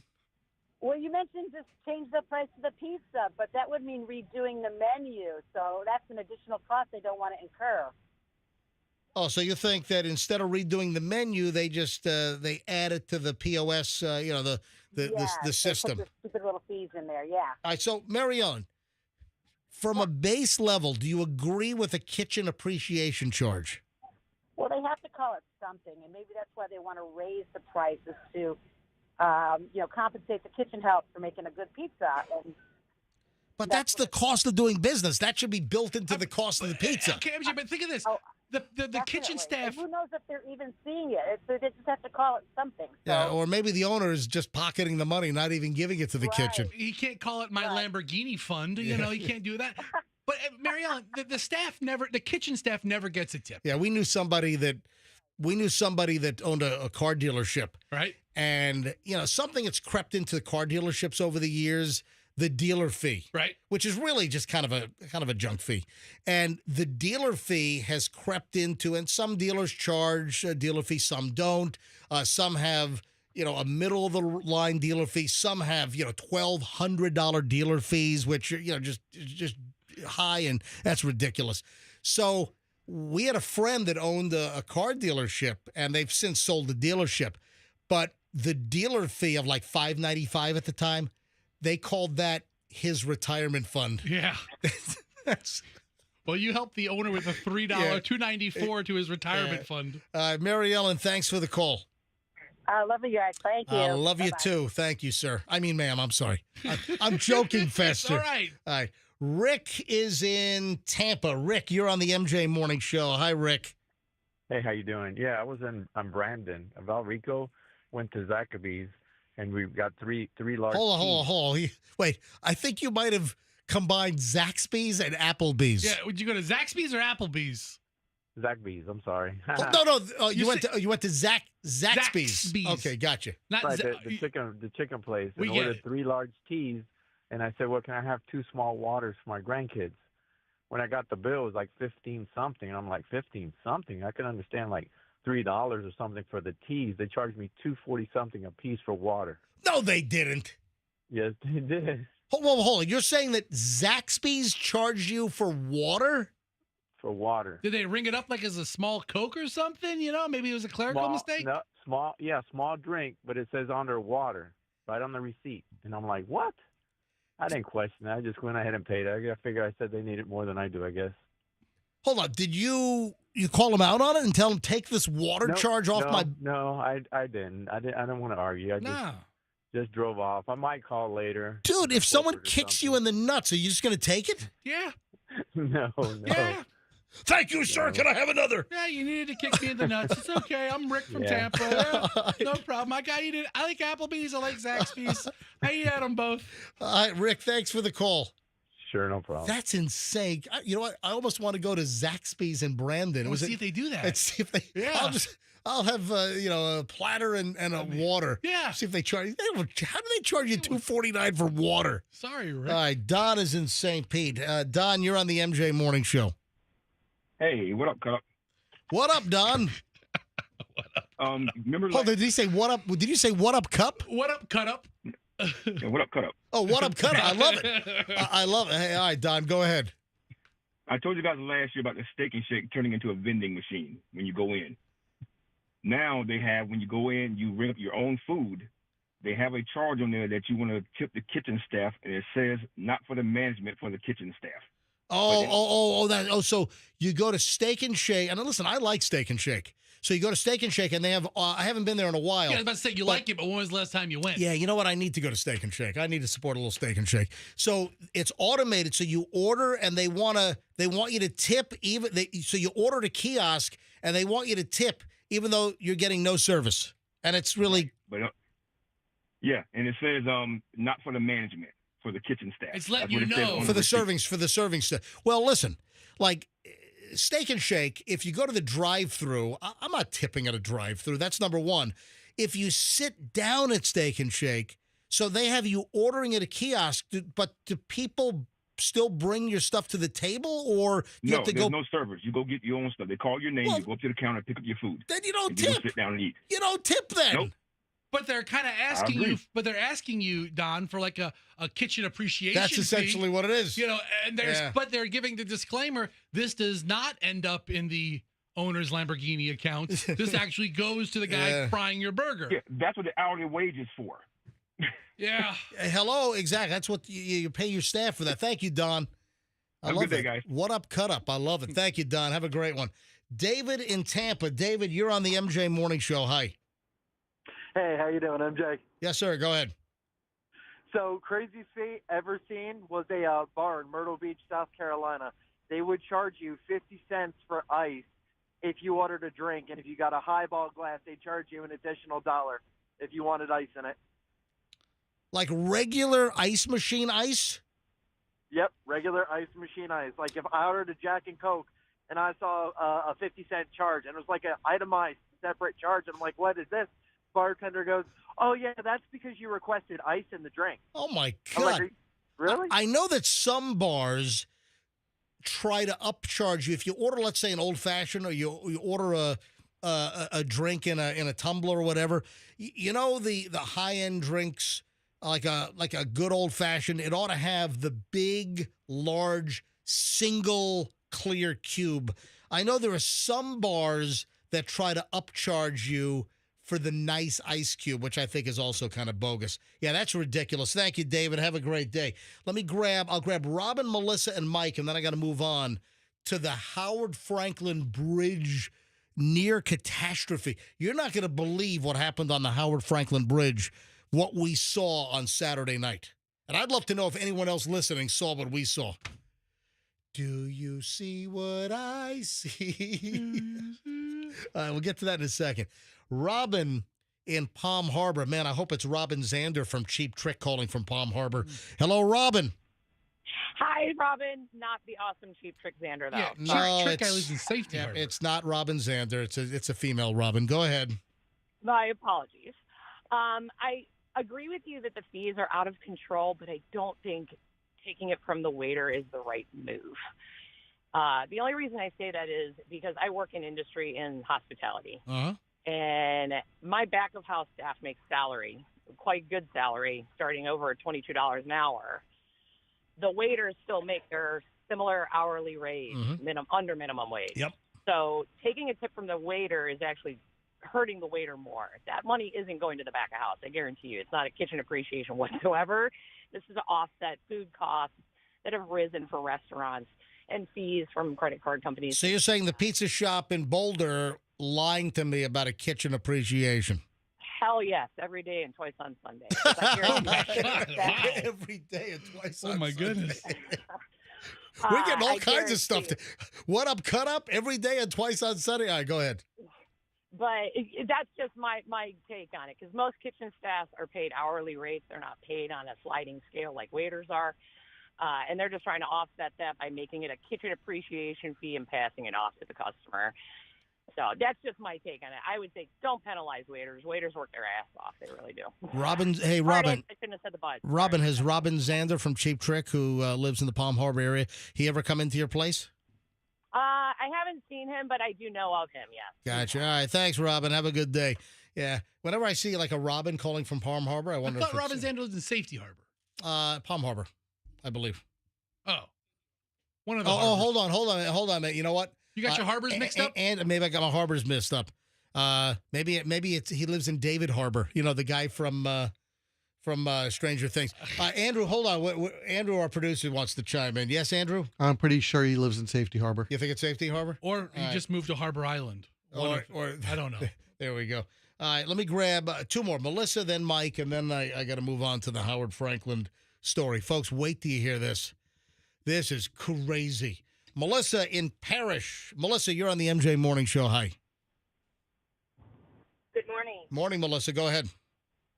Sorry, I was saying charge on the menu, so it's an option where you can buy the kitchen like a round of beers or whatever. But I think it should be an option. Definitely should not be mandatory.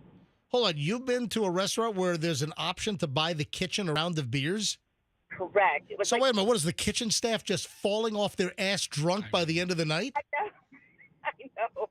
They're all getting pulled over for DUI on the way home. Hey, well, I mean, I think it's an option for the restaurant and it's an option for the customer. Yeah, it's another way to say, hey, can you give him a couple extra bucks? Thanks, Melissa. Have a great day. Our last call on this, and then we got to move on. This Howard Franklin story is insane. Mike in Newport Richey, final say on this kitchen appreciation charge that ended up on our check from a pizza shop out in Boulder, Colorado. But, folks, if you want to see it, it's on my Instagram at Certified MJ Radio. Certified MJ Radio. All right, go ahead, Mike. Hey, MJ, great job in the morning. Just real quick, so if I bought, say, a beer, there's no fee on that for the kitchen, is there right? I don't know. You know what? Okay. I think probably so. I think whatever you ordered, it's the sub. If you look at the check, I have a picture of the check on my Instagram at Certified MJ Radio. So take a look. If you want to see this and all the other videos, all the other content I have, go to Certified MJ Radio on Instagram and give me a follow also at Certified MJ Radio. Yeah, because look, we have a one Detroit Small. We have a New York 16 Create Your Own. We have their Tavern 16-inch margarita. And then Michelle had a glass of Cabernet Sauvignon. So, yeah, and then the subtotal of our check was $98. Then the kitchen appreciation fee is $294. Tax was $863. Total check of $109.57.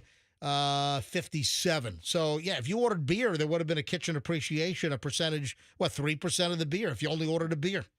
Yeah, great job, MJ. And real quick, I know you know about $2 bills. I'm not cheap, right? Right. What I'll do when it comes to tips now, I'm using cash, right? Yeah. And sometimes a $2 bill makes them feel like, oh my God, it's a gift, as if I gave them a $10 bill.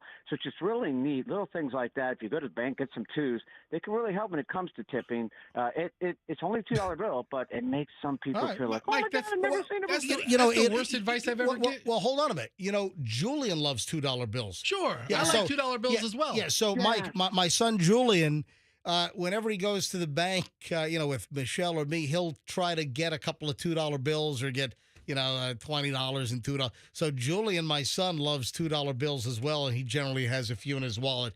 Thanks.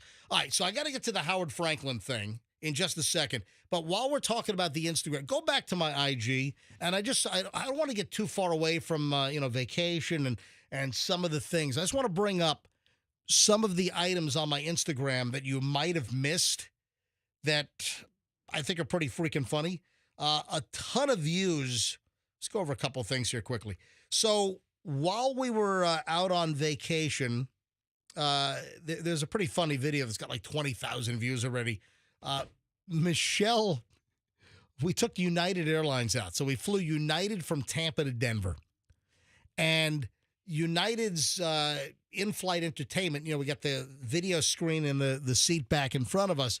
And Michelle she found some Soothing Colors channel where the screen okay. It has like soothing colors that change on the screen. And just helps you relax and, not focus on something. It's called Soothing Colors. So then bring up the audio. Oh yeah. Look how soothing those colors are. Do you feel better? And then, what'd you just see? She flipped you off. So Michelle gives me the bird. Middle of our United Airlines flight, Michelle flips me the bird. So that video's up on my Instagram, Certified MJ Radio. That's pretty funny. Yeah, just scroll down a couple of rows and you'll see Michelle on the airplane. Let's see, drone. I got in on the whole drone hysteria. Did you see that video? Yes. There's a drone, and I'm like, oh my God, drones! The whole drone hysteria seems to have died down a little bit. I haven't heard much about it the last couple of weeks. Yeah. So there's just some guy flying a drone. Apparently he was a real estate agent. He was just getting some video of a condo he's trying to sell. So I was just making a big drone deal. Oh, did you see the shopping cart? I did not. Oh, dude. Oh, the mangled one. Oh, the mangled. Yeah, the shopping cart. Okay, yeah. So there. Holy crap. Yeah. Well, no. Go back. No, that's the aftermath. Okay. Yeah. Go. It's right there. Julian, go to next over. Listen, roll that. All right, hit the audio. Go. Dude, what did you just hit? Oh my God. Holy crap. Hang on a minute.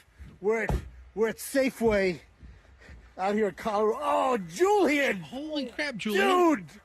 What? Holy crap. What? Do you think they'll notice? What the hell? Oh my God. All right, so it's a Safeway shopping cart that's just crushed and mangled. And I put this in the comments section, in the narrative, in the description. Julian didn't really run over the shopping cart. He saw it, and we placed it behind the car and shot the video. You guys, he is such a film major. Yeah. All right, but here's the deal. Then look at the video a couple of clicks away. Also, in my Instagram feed, you'll see the mangled shopping cart. 2 or 3 days later, the mangled shopping cart was still in the Safeway parking lot in Vail. Yeah, they don't care.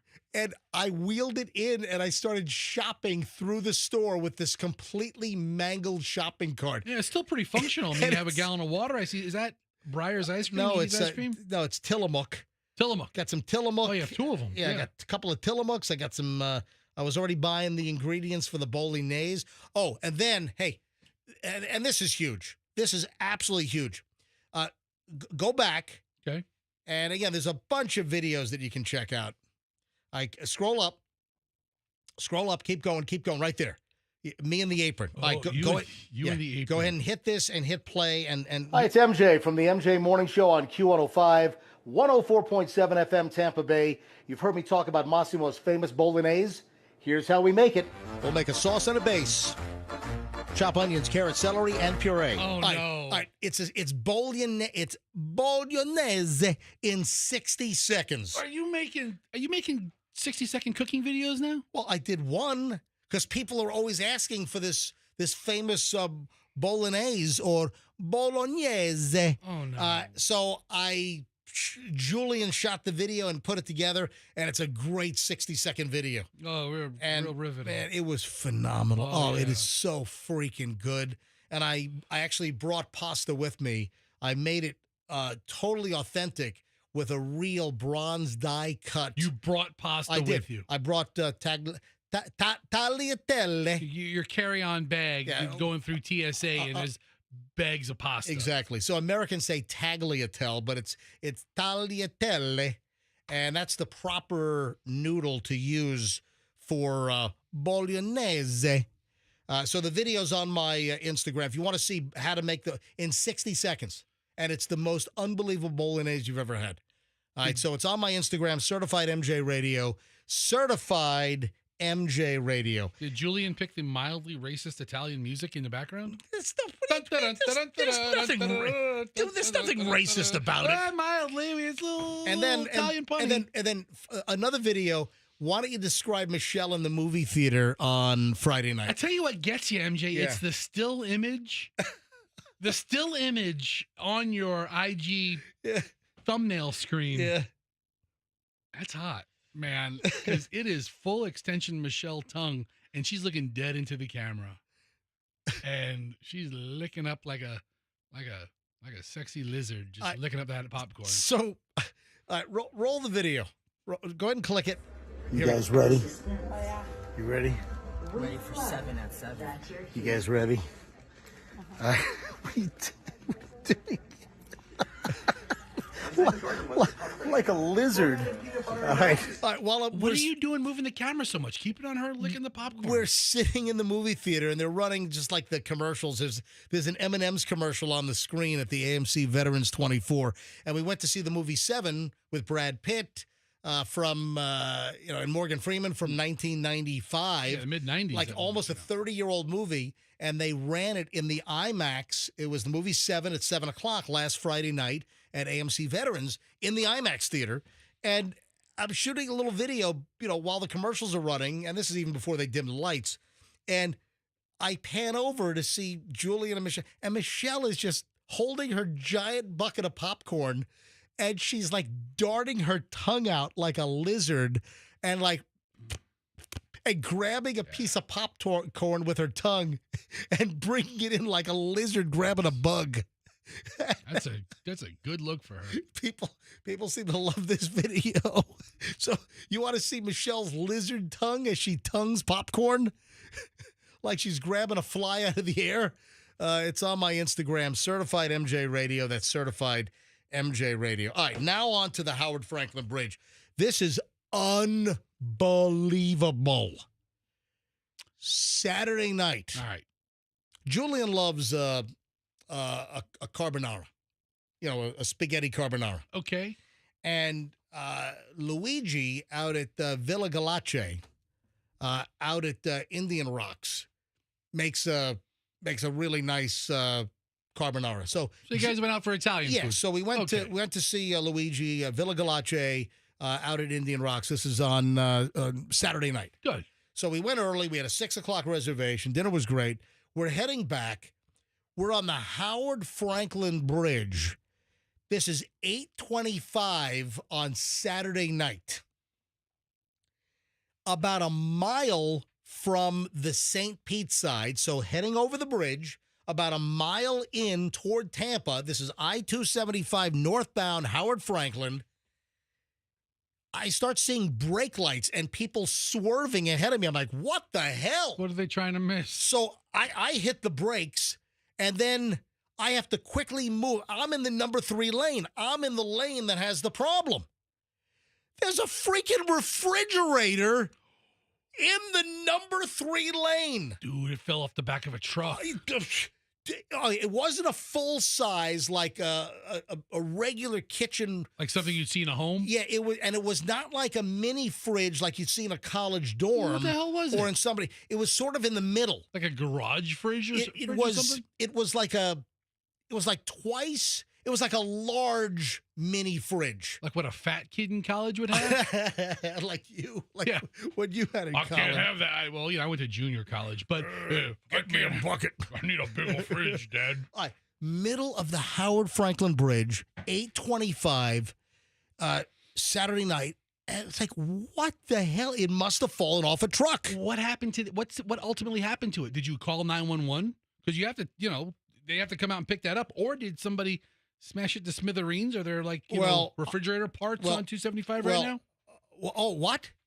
Oh, Andrew's saying we have a call on hold. All right. Somebody else apparently had the encounter. Did they hit it? Oh, hold on a minute. When you say hold on. encounter. Hang on. It's Amy. Amy, hang on a sec. I'll be right with you. So we called 911. So this is 8 o'clock-ish? It's not 8:30? No, it's not ish. It's 8:25. I'm asking. Okay. It is exactly 8:25. Howard Franklin Bridge. You know, the far left lane is the number 1 lane. Then the next lane's number 2, number 3, and then of course the lane closest to the water, the right lane. That's the number 4 lane. This was number 3 lane, and there's a freaking white refrigerator in the road. So we called 911. You know, I think we got a hold of Pinellas Dispatch first. They connected us to the Highway Patrol. We get the FHP. It turns out they had already had a good number of calls about the freaking refrigerator. I mean, can you imagine you're driving 70 miles an hour on the Howard Franklin Bridge, and it's like, fridge!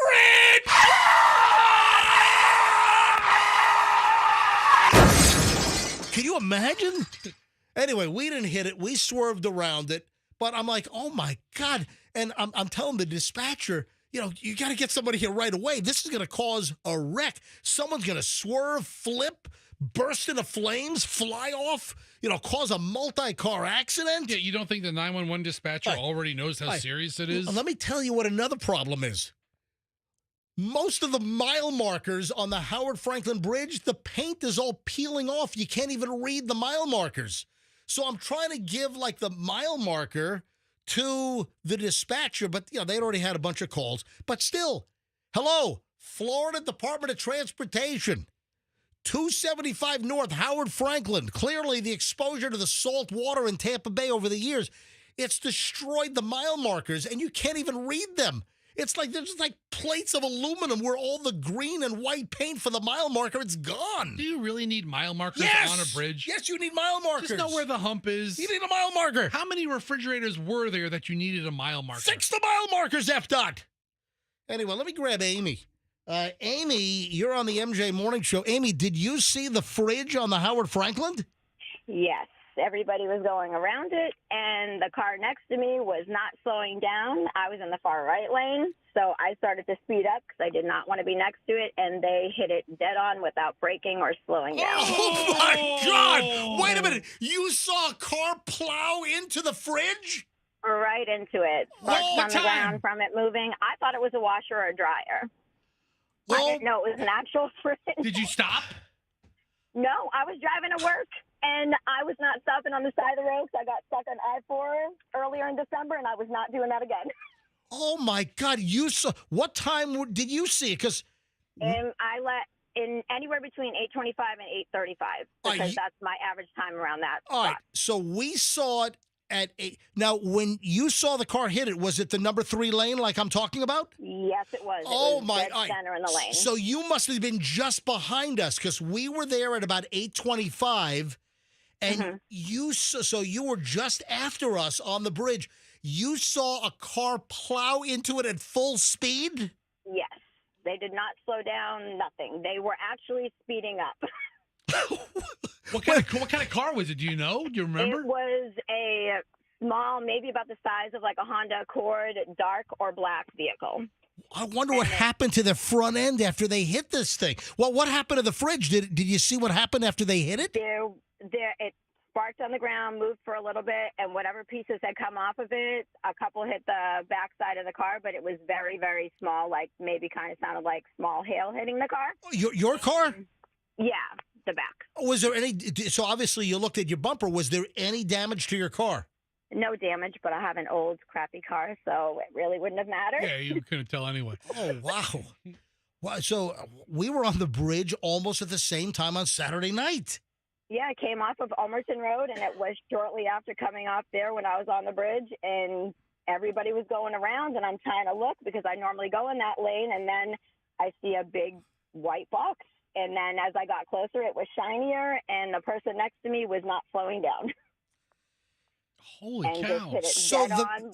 wait a minute. So the person smashes into the fridge and they kept going? They never stopped? They stopped short when it happened because I don't think they had a choice. She kept because going. It was sparking. I kept going. I didn't want to be next to it or near it because I didn't know if they were going to swerve into the lane I was in. Right. All right. So the car that smashed into it, they did slow down, you think? No.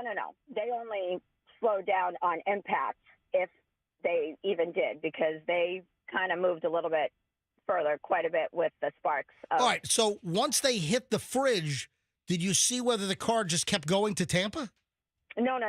They definitely didn't. They stopped. The person who struck the fridge stopped. She took off. She's hundreds and hundreds of yards away within a couple of seconds. Oh, that's yeah, of course. Yeah. That's unbelievable. So I wonder how much damage. Hey, it was Friday. Remember Friday? I'm talking about the ladders that I saw. Forget ladders. I looked on every news feed. I couldn't find anything, and I thought, I was telling people at work, and they're like, "There's nothing on the news," and I'm like, "I don't know." I'm like, yeah. So what that means is there wasn't like a deadly accident or like a 12-car pileup. It sounds like one car smashed into the refrigerator, probably obliterated it, threw parts all over the place, and you got pelted on your rear end or the back of your car, I should say. Anyway. So. Yeah, there was no like horrific accident because of the fridge, or else, that would have made the news. But sounds like somebody's front end got effed up. Yeah, I thought they would have gotten hit from behind, but thankfully it was Saturday night and it was not that busy of a Saturday. Yeah, the bridge was not that busy at 8:25. Amy, thank you for calling in and thanks for listening to the show.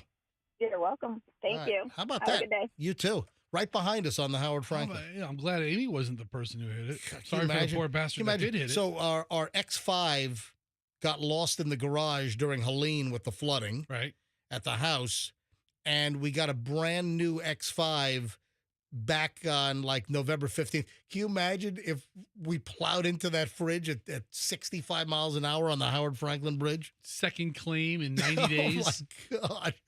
USAA would hate you. They're like, what the hell? They would have Gronk come to your house and kick your ass.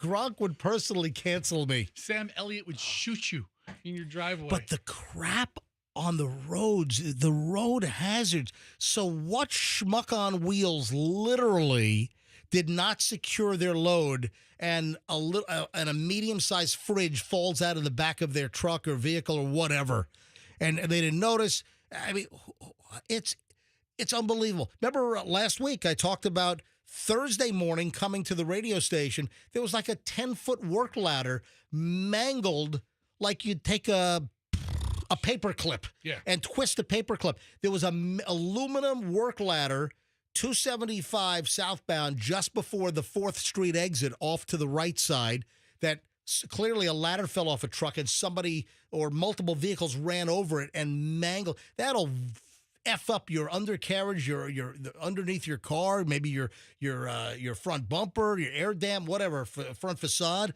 And then on was it you saw 2 ladders. I saw 2, and then going home that day. Then going home, maybe it was we talked about it on Friday, so it must have been Thursday that I saw it. And then going home, there was another freaking work ladder. This was 275 northbound on the far left. Oh, my God. I mean, just the crap that people secure your freaking loads. And while I'm talking about the interstates, move over. They're really, going to crack down on move over. Move over for what? Like emergency vehicles? Yes. And then did you see there was like an 18-year-old kid on a motorcycle? That was the big traffic jam on, was that Friday? Friday was the fatal accident in both directions. Well, there was only one fatal. Okay. You had an 18-year-old kid on a motorcycle that died. I think he ran into the back of the Road Ranger that was helping a disabled vehicle. That was 275 northbound on Friday. Then you had another accident on 275 southbound, both right near the hump. And the poor kid, you had an 18-year-old on a motorcycle that perished because he ran into the back of the Road Ranger that was assisting a vehicle. Was the Road Ranger in his vehicle? Yeah. No one else was injured except for the motorcyclist was killed. 18 years old. His life is just getting started and he's gone. Folks, move over. It's the law. I see this constantly. I see police, fire, rescue, tow trucks, the road rangers. I see them on the shoulder. You have to move over. You don't fly by them at 70 miles an hour. You have to move to the next lane over, or you have to drop, I think it's 20 miles below the posted speed. Stop driving past vehicles that are on the shoulder. If you have a disabled vehicle, you're supposed to move over. If you see somebody assisting or helping their vehicle, move over. Yeah, give them some room. And I see it all the time. People just flying by at interstate speed in the right lane, right next to the shoulder where cars are on the side, or emergency vehicles or road rangers or tow trucks or whatever. Move the F over. It's the law. And you know what else I've seen? I've seen this on the Howard Franklin. I've seen road rangers assisting people, and then a trooper is like in front of them, and I've seen them pull cars over that did not move over. So they will pull you over, and you will get points on your license, and you'll get a ticket. Back to that fridge that you saw on the Yeah. interstate. It probably doesn't work anymore, right? I'm always in the market for a good garage fridge. Dude. I mean, it's probably, Dude, that fridge is, I'm sure after the car hit it head on. I mean, it's probably, I'm sure that thing just exploded. No longer functioning as built, as designed. All right. Wow. So that was our encounter on Saturday night. But that could have been bad. That could have triggered a multi-car pileup. That could have triggered all kinds of crap. So luckily it did not. Hey, congratulations to the Bucks. This is the NFL on the MJ Morning Show. How about Mike Evans? Couple of yards and $3 million. I mean, the team went back out there with 45 seconds left on the clock, and they got Mike the record and the money. So the Bucks beat the Saints, and Atlanta lost as well. They knew the Bucks score right by the time that happened. So the Bucks won. The Bucks won 27-19 over the Saints at Ray J. So the Bucks are number one in the NFC South. Okay, this was a crap game for like 3 quarters. It was. So the Bucks they clinch a wild card spot. Yeah. Yes, they won their division and they are the 3rd seed. Right. So the Bucks will play. The Bucks will play the Commanders. The Washington Redskins are Commanders now. On Sunday night. So what's the call on that? You're Mr. Handicapper over here. You're Mr. Football betting dude. Well, let's not go crazy. I'm not like Jimmy the Greek or anything. All right, so what over happened? Here. Did the Bucks beat the Commanders in advance? Baker Mayfield actually twists his ankle leaving the practice facility, and I see this happening like on Thursday. And no, I don't know. They played earlier in the year. What the hell are you saying? Who won earlier? Didn't the Commanders did the Bucks beat the Commanders earlier in the year? I think that was one of the losses. I don't know. I don't know either. I don't know. So they played earlier in the year, so the teams are pretty familiar with each other. But the cool thing, MJ, is this is the sweet spot. I mean, it's the Sunday night game. So I think most eyes will be on the Bucks Washington game. So I'm super excited about that. But it's going to be a tie actually. Both teams will advance. It's going to be a 14-14 tie. The Bucks have no chance of making the Super Bowl. Well, who knows? Because think about this. I mean, you get past the Commanders, and they're a formidable team. They're improving, and so are the Bucks as the season goes on.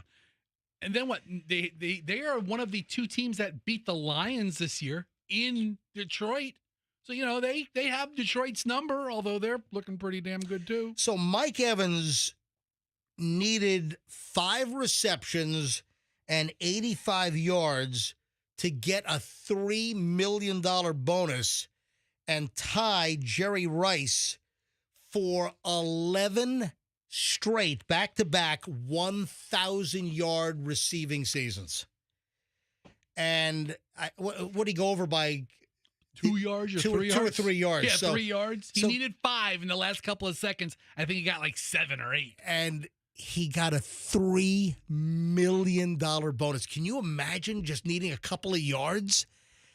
And the Bucks, you think the Bucks were rooting for him, or they're like, no, don't do it, don't do it. You think the Glazers Hold were on. like, don't do it, don't do it. When No, you no, say no, the Bucks, no, miss, no. You know, when you say the Bucks rooting, the players were all rooting for him. I'm talking about. I've seen this team win Super Bowls, and I don't know that they've been as excited as they were at the end of that game with Mike tying the record and getting the money. The Glazers, on the other hand, I mean, Joel's sitting there. No, don't do it. No.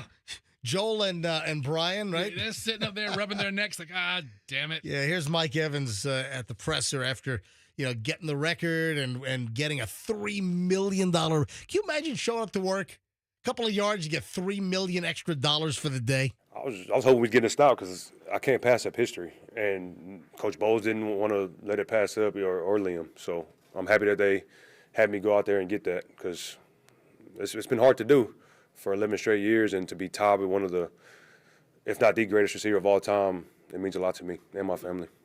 Yeah, he was asked, a couple of other questions. I was hoping we'd get this out because I can't pass up history. And hold on, is that the same cut? Hold on a minute. That's the same cut. I was hoping we'd get this out. Yeah, you got the same cut on these two.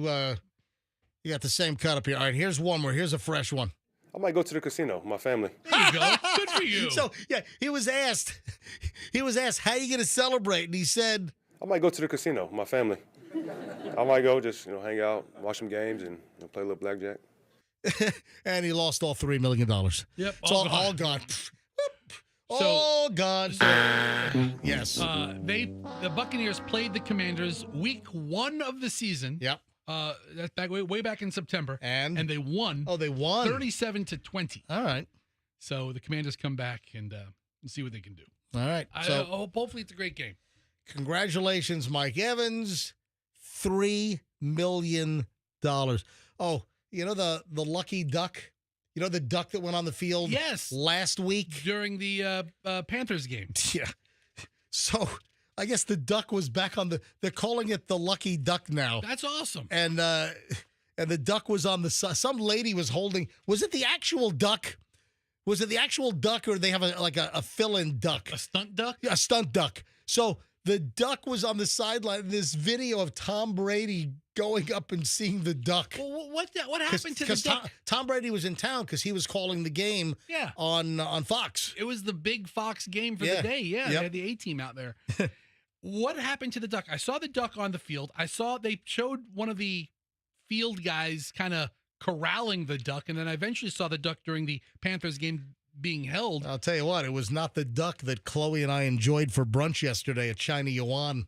That's just mean.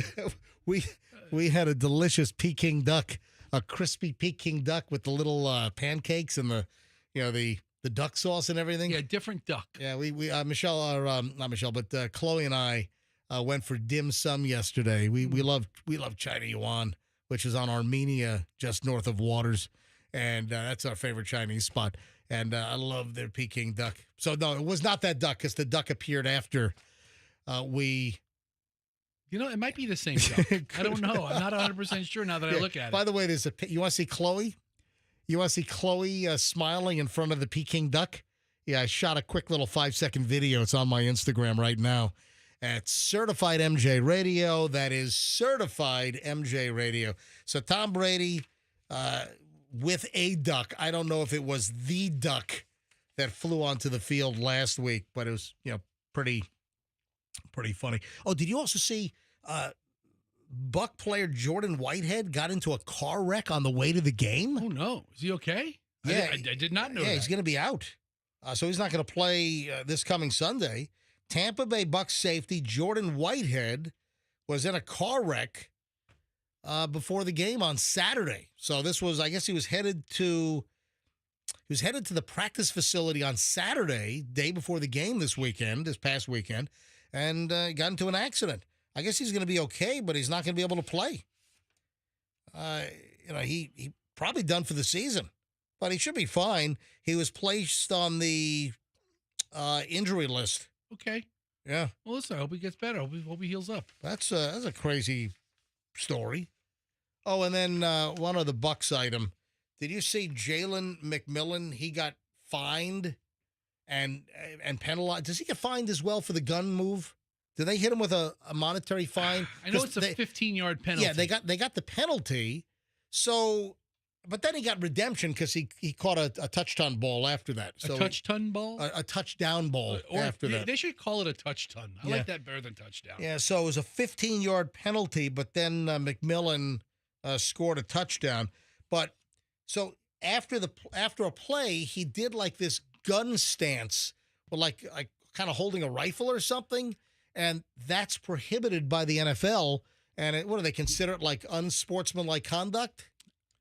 Yeah, I mean, they don't want anything life-threatening in their celebrations. You can't slit your throat. You can't have a gun. You can't do a finger gun. There was another player, I don't know if it was a Buck player or not, who like lifted his jersey after he scored a touchdown to kind of like expose weapons, acting like you expose your gun. You lift up your like a gun in the waistband or something? And those are just dumb penalties that really could have cost your team a lot. Yeah. Yes, Andrew. Yeah, this is a game where they've got the quarterback of the shotgun. They throw long bombs. I mean, the damn Buccaneers. The terminology's been in the game forever. Shotgun, long bombs, Yeah, the Buccaneers have a damn pirate ship launching short bullet cannons. passes. Oh, do you know what today is? Okay, I don't want to answer that question. Also, why the hell did Michelle... This is weird. Michelle texts me. What'd she say? Do you want a Krispy Kreme? What are you gonna hold on? What are you gonna carve up? I got a workout today. Yeah. Yeah. Let me call her cell. Hang on. Call Michelle's. Michelle's never asked me if I wanted a Krispy Kreme. Do you want a Krispy Kreme? What does that mean? That's like some random. I've never got a. Why did you text me asking me if I want a Krispy? Hold on, I don't understand it. What don't you understand? Would you like a Krispy Kreme? But you've never texted me in our 30 years of marriage asking why on a Monday morning randomly 20 minutes ago do you text me? Do I want? I just looked at my text. Why? I drove our daughter to work, and on the way home, I passed the Krispy Kreme. Oh, on Kennedy. Okay. So I said, would you like a Krispy Kreme? Why would you think we're going to work out at X-Force Body at 10 o'clock? Whatever. Yeah, you know why I do the X-Force? So I can pull into the drive-thru at Krispy Kreme and get myself a Krispy Kreme. Yeah. Was the hot donuts neon on? I didn't even notice. Doesn't matter. I've already eaten. Hold on. It matters. Did you stop and get yourself a Krispy Kreme donut? Of course. You did? I inhaled it. All right, I can't pass by that place and not get a Krispy Kreme. The dogs are at the vet? Oh, they're at the vet. Yeah, dogs are getting their teeth cleaned today, so get ready for a $16,000 bill. It's not that. Bye. How much, Michelle, seriously, how much does it cost to clean your dog's teeth? Oh, it's going to be every bit of $1,200, I'm sure. Currently, the estimate is around $500 a dog. Oh, my God. It's more than a person. Yeah. Well, I think it is. No. Does dog insurance cover that? How would you know? When's the last time you've been to the dentist? I've always heard that pet, like dog health insurance is... When is the last time you've been to the dentist? Yeah, I've been to the dentist in a while. In about 20 years? No, it hasn't been that long. But listen, yes. It is not. Oh, yes. It has not been that long. Listen, I've got no cavities. Okay, 15. I've got no 15. cavities, and I use my Sonicare. When I would listen to me, using my Sonicare, I go to the dentist, and the hygienist says, "Did you just get your teeth cleaned?" What are you, a stupid Sonicare commercial? 15 years ago. 15 years ago. I haven't been to the dentist in a while. I've had no issues. Well, listen, I did crack a wisdom tooth. And listen, I also had all 32 teeth up until like a year and a half ago. That's when Dr. Childers pulled my wisdom tooth out because I had cracked it. But other than that, I got no issues. Got zero problems. You think so? All right. Wait until they start falling out. Michelle, they're not going to fall out like I'm a meth addict. Hey, I just want you to know, for $1,096, you can buy a 2005 Chevy Colorado pickup truck. Oh, thank you. Yeah, for the cost of our dog's cleaning today, you can get into an 05 Chevy Colorado. It's just hitting the sweet spot with 225,000 miles. Oh, the vet's expensive, man. All right, Michelle. You know what? It's harder to get into vet school than it is to get into med school, Yeah, by the way. that's true. Yeah, vet school's tough to get into. Yeah. I decided to become a doctor once I couldn't become a vet doctor. Mm-hmm. All right. All right, All right. Bye. Bye. See. Hey, hey, text me. Hello? Wow. She's gone. I was going to even bring up her little popcorn licking video. Yeah, if you haven't seen that, go check that out. See Michelle darting her tongue out of her mouth and snagging popcorn out of the bucket at the AMC Veterans on Friday night, like a lizard snatching a bug out of midair. Go, take a look at the video. It's a good video. Yeah, it apparently really floated Fester's boat. It's on my Instagram. It's Certified MJ Radio. Take a look, and if you don't follow me, give me a follow. Certified MJ Radio. Oh, I was just about to say, guess what today is? I don't want to guess. You know, we talked about this on the show prior. Yeah, we just handle this one alone because today's January 6th, and I know exactly what today is. Yeah, what is today? Like the 4th anniversary of the insurrection. No, that's not what I'm talking about. Okay, I had no idea. No, today's January Divorce Day. Oh. Remember this prior came up on the show? Yes. Yes. I remember that distinctly, as a matter of fact. I remember the other January 6th distinctly, and I thought that's where you were going. No. Okay. So today, it's the Monday after New Year's. So it's not always going to be the 6th. So it's the first Monday after New Year's Day is like the biggest divorce day of the year. Holidays are over. Let's start the year new, honey. Remember, this was brought up on the show, I think, back in October? Or was it early November? Remember that? Remember that? It was a memorable day. I do recall. Yeah, remember that? And it was that heads up that January is a big divorce day, divorce month. So the biggest months for divorce, or the biggest month for divorce, is January. And it turns out that today, nothing to do with like the actual day. It just happens to be the 6th. Okay, you just said what today is. Like, I know what today is. It's the Monday after New Year's is the biggest divorce day. So January sees a rise in breakups. The first working Monday of the year is Divorce Day. And this is where I guess the most divorces are filed for the year. Do people make a New Year's resolution to get a divorce? I'm going to do it this year. Hang on. So you make the resolution on New Year's Day, right? And you get everything together and you file the divorce on the Monday after. I mean, really, last week still was kind of the holiday vibes. You know, today's the real first business day of the year. We've had first Monday. You know, I'm thinking maybe I go to the phones here and just ask, anybody getting divorced today? Is anyone filing paperwork? Is there anyone listening? I can't believe the phones are going to ring on this, but I don't even know. Is this really accurate? Who's getting divorced this month? I've just seen multiple stories about January being the biggest divorce month of the year, and then today is supposed to be the biggest like divorce filing day of the year. Is there anyone listening that's filing for divorce today? 800-990-1047. 800-990-1047. Just out of curiosity. I'm not expecting much here. I'm not good. I'm not hanging the rest of the show on this content, okay?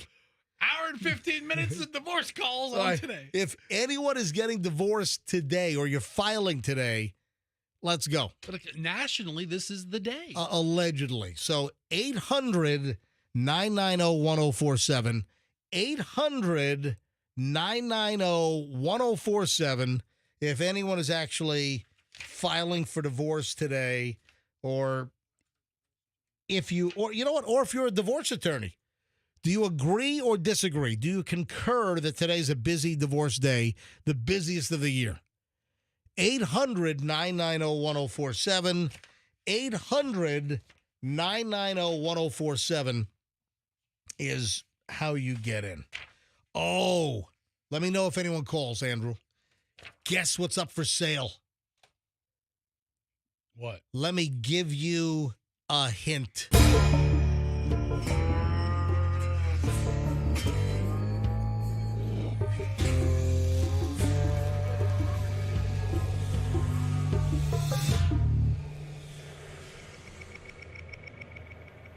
Any idea? Is that the show, the TV show? Yeah, what the what TV show? The drug show, Breaking Bad. Yes. All right, so if I say, guess what's for sale, and I'm playing the Breaking Bad theme music, what do you think? The 1985 Winnebago? No, it's not the RV. Oh, man. Is that what that is? I think so. It's 1985 Winnebago. That was the methmobile? Yeah. That was I think it's the Winnebago Bounder. That was the meth cooking RV? Yes. No, that's not what's for sale. Yeah, the 1985 Winnebago Bounder. Let me give you another hint. Another hint for what's for sale that's Breaking Bad related is pizza.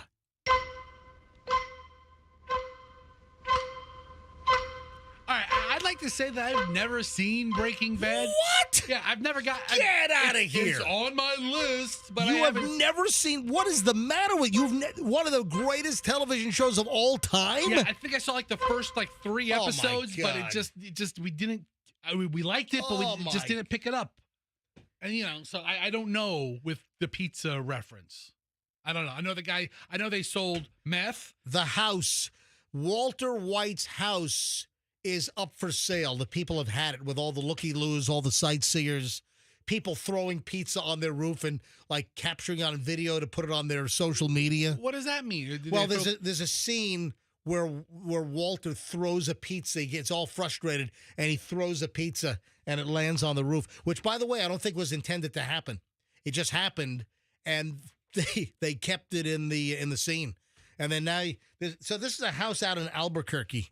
Was it really in Albuquerque? Oh, yeah.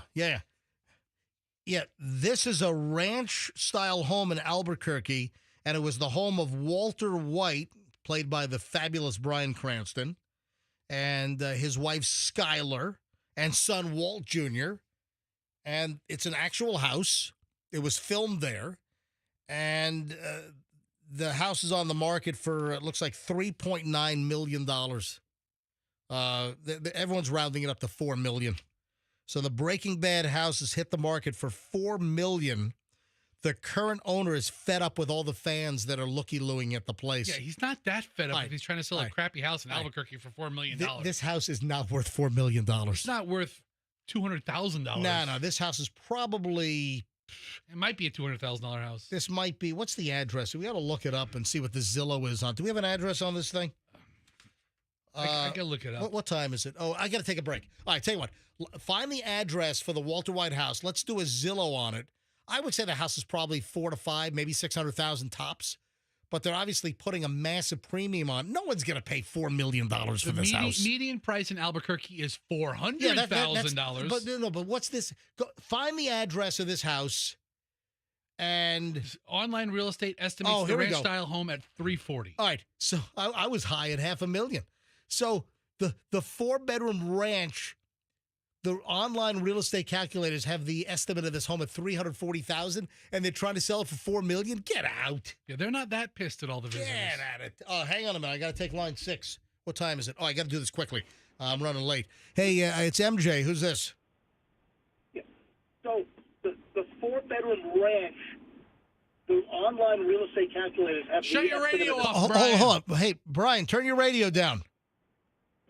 Brian. Brian, yeah, turn your radio down. Go ahead. Yeah. All right, so hold on. You're calling in about the divorce thing. Yeah. My girlfriend is getting a divorce from her husband today, and she's got a Zoom meeting, I guess, or something with the attorney. And So what's happening today on Divorce Monday?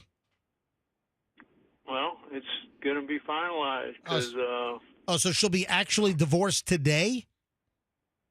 well, she got a meeting with the court, over Zoom. So it's finalized today. That means it must have started several weeks or months ago, right? How long you been dating her? It's been going on, but I mean, it's hitting on what you're talking about. All right. It's, And how long you been dating her, Brian? about probably 6 weeks. Oh, wow. Is she a good girlfriend? Yeah, All right. sure is. All right, awesome. Thank you, Brian. Appreciate you checking in. She's going to get divorced on a Monday, and Brian's going to remarry her up on a Tuesday. 8:55 of the MJ Morning Show. We have an hour to go, or about an hour to go. A lot of stuff that I didn't get to. So we're loaded next, including a prank on bad. Oh, there's a Jamie Foxx update. We'll get to that coming up in just oh, did you see the video of the Texas rapper who shot himself in the middle of a YouTube video? Hold on. All right, well, hold on. This is a crazy story. All right, we got a lot of stuff next. Don't move. MJ Morning Show here on Q105.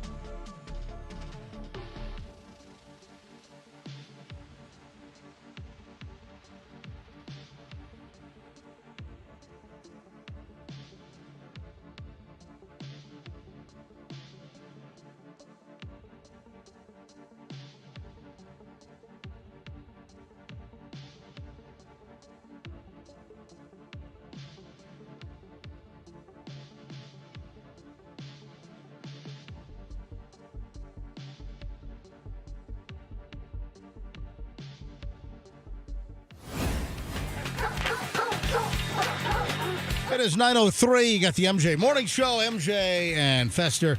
You know, at what age should you realize that pouring scalding hot, boiling water on somebody is not a prank?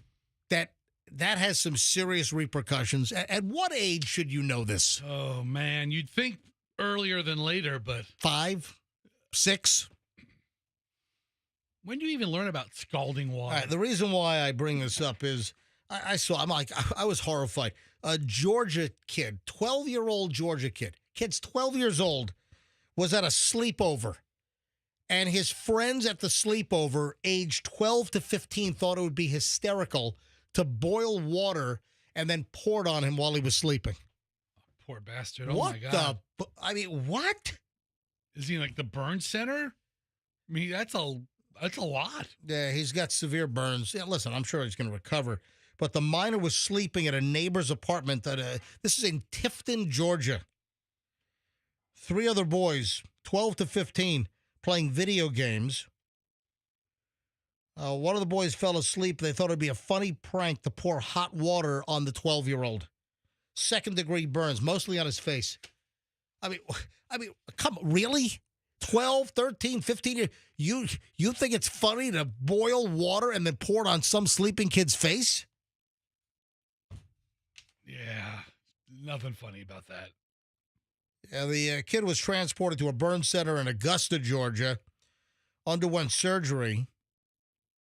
Yeah, heartbroken mother furious at this stunt. She said, I really can't describe it now. In that moment, I was just mad, hurt, in shock, everything. I was seeing red. I was just trying to hurry up and get him some help. The 3 boys were arrested, later released to their families while they await court hearings. What are you going to do to those kids? I mean, 12 to 15 years old. They're going to have little, juvenile records, little bitches. At 12, come on, at 5 years old, you don't pour boiling hot water on someone's face. Could have poured ice cold water on him and it would have been funny. Yeah, that's a whole different ballgame. That's a joke. I mean, if you want to do something funny, that's a joke. This is awful. Yeah, the boy was asleep in the neighbor's apartment. The other boys were awake. Hey, it's gonna be hysterical. Let's boil some water and pour it on his face. Have they never seen that YouTube video of the fat guy burning his nuts with the cup of coffee? Oh my! In the car, the whole bottom of the cup of coffee fell out. I just feel. I mean, I feel pain for this kid. I mean, Yeah. what a terrible story. All right, so we got a cold front. What's it? We have rain coming in today. So what? Like 3 o'clock ish is what the weather folks are saying, as far as cold front moving in. I guess what after the rain. So we're gonna get some rain. And are we supposed to get a lot of rain, or what's the story? If it's a front, I have to look at the radar. And yeah, but then we're gonna have some cold temperatures tomorrow. High in the mid 50s, maybe tomorrow. Yeah, so the high tomorrow is going to be 20 degrees less than the high temp today. Yeah, let me just check my app. Yeah, you check your app. Yeah, hang on a minute. Tampa weather radar. Let me see what the weather is tomorrow. Yeah, let's see. Looks like 43 when I wake up. Yeah, usually when a front comes through, MJ, it's a thin line of showers that's in and out in 15 or 20 minutes, and then the cold weather is behind it. And there's, all through the Midwest and into the Northeast, like from Missouri to Pennsylvania, they're getting hit with a ice storm. And we're going to be freezing here in Florida with mid-50s. Yeah, so you got a lot of snow. It's going to hit mid-Atlantic and up maybe. Yeah. Ice and snow. Did you see the graphic? This is hysterical. There's a weather graphic that I've seen, and it looks like it's across Ohio, Indiana, and it's an elongated tubular shape. Oh, no. And it looks like a wang. Andrew, did you see it? I saw that weather, yeah. Yeah. Are you on the air? Is your mic on? Yeah, he's on. All right. Yeah, in the new studio, when we move finally, I hope I can tell the difference when Andrew's talking just in my ear and when he's on the air. But there's a weather graphic out there. It's like a big wang that's going across the middle part of the country. Look at this. Look at it right here. This big schlong of it's cold weather. It's a schlong. It's a weather schlong. Goes all the way from the border of Colorado to the tip of Pennsylvania. Hey, I'm going to call Dennis Phillips. I wonder if he's around. I wonder if he's awake. Let me see if he knows about the weather schlong. Hang on. 72727. All right. I'm going to call Dennis. All right.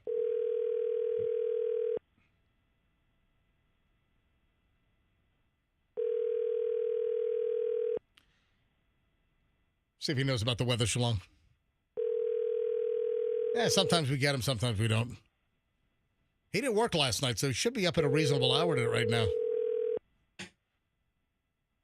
Nope. Yeah, this is great. Let me hold this up to MJTV. Look at this. That's the way I'm holding this up to MJTV. Yeah.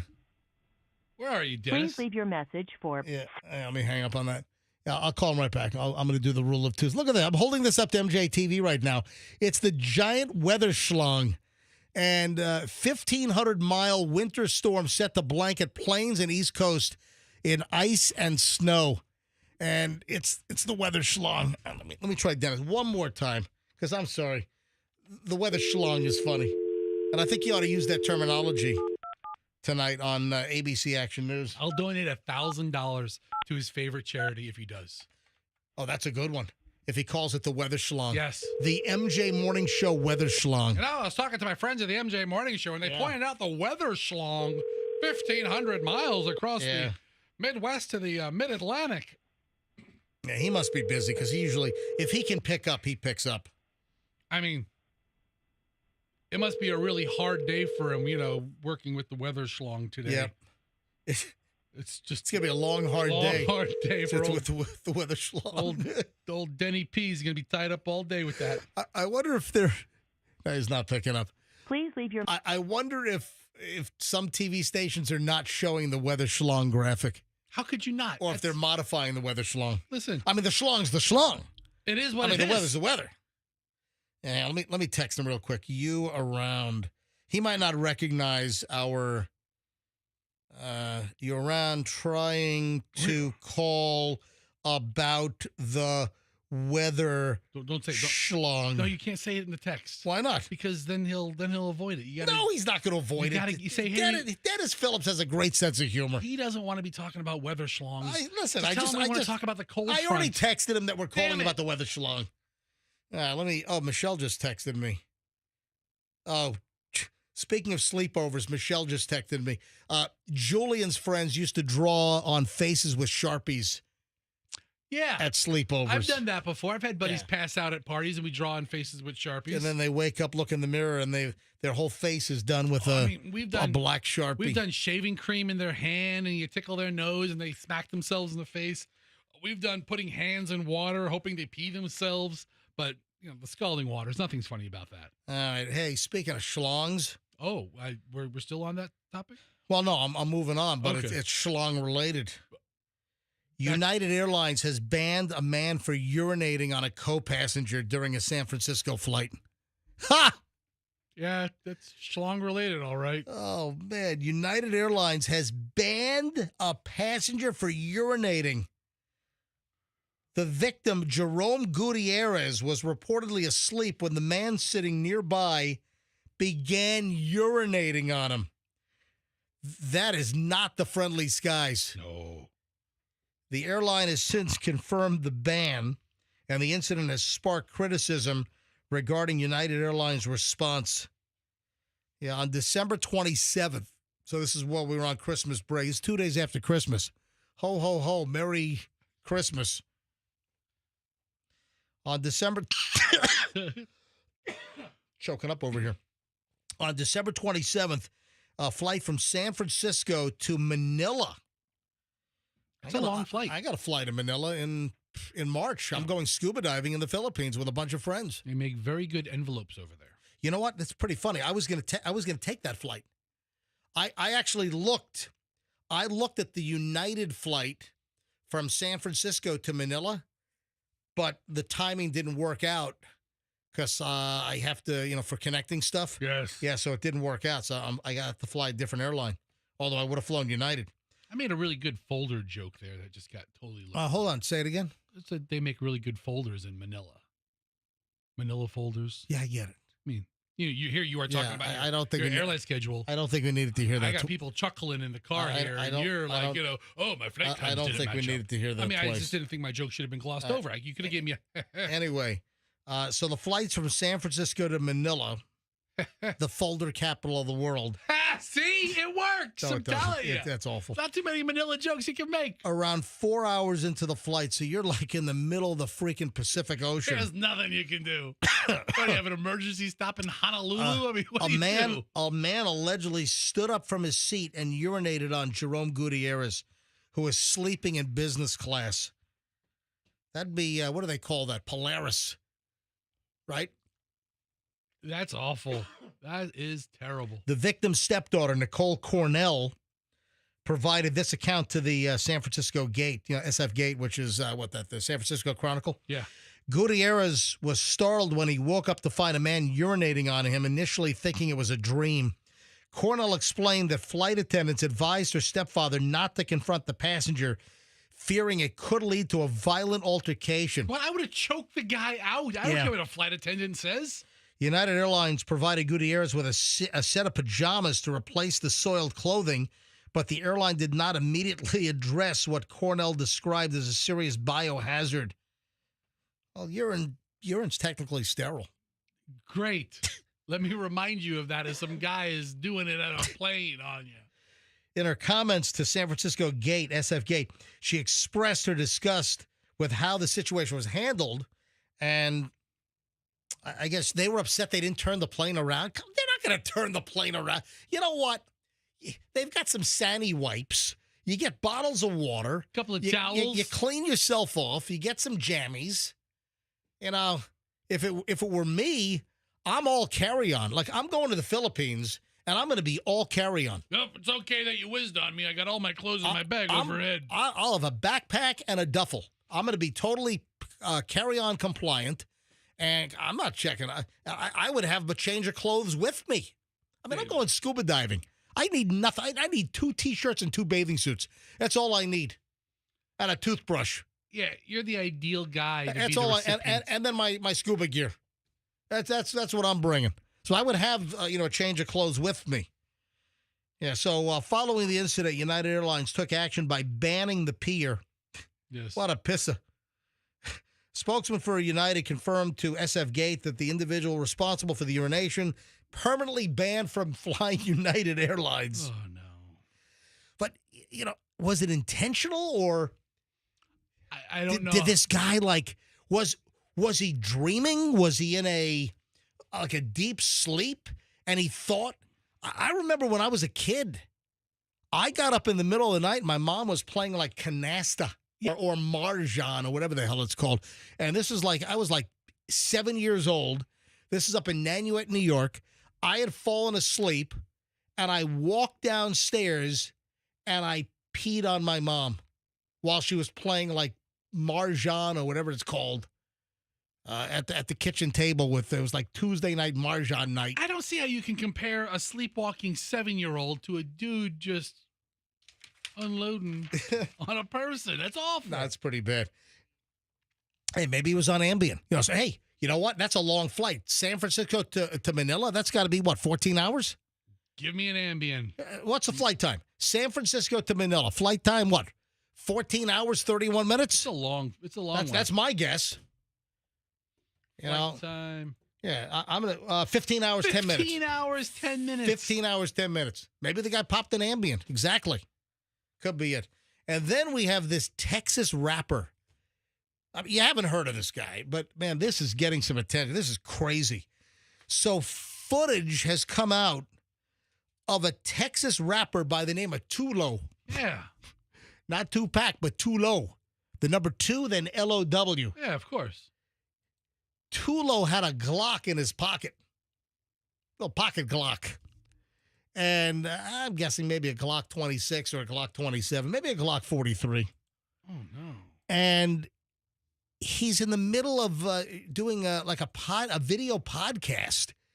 And he reaches into his pocket and fiddles around, and his pants were tight. The gun was tight, and he must have pulled the trigger. Well, of course he did. The gun goes off. This is absolutely crazy. You got to hear the audio. So he's being interviewed. This is a 46-year-old musician.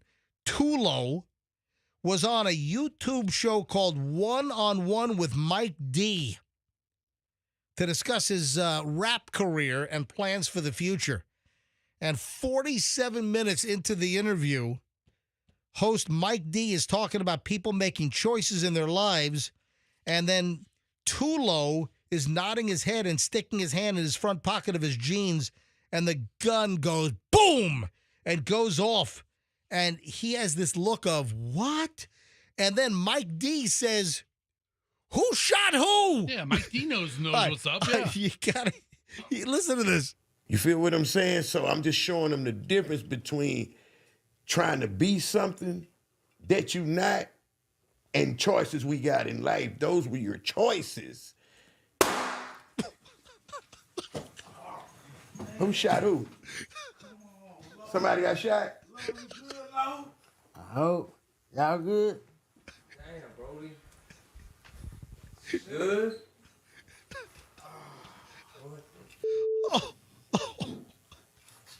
Hey, only on the dirty third one-on-one with Mike D. I thought my nigga shot me.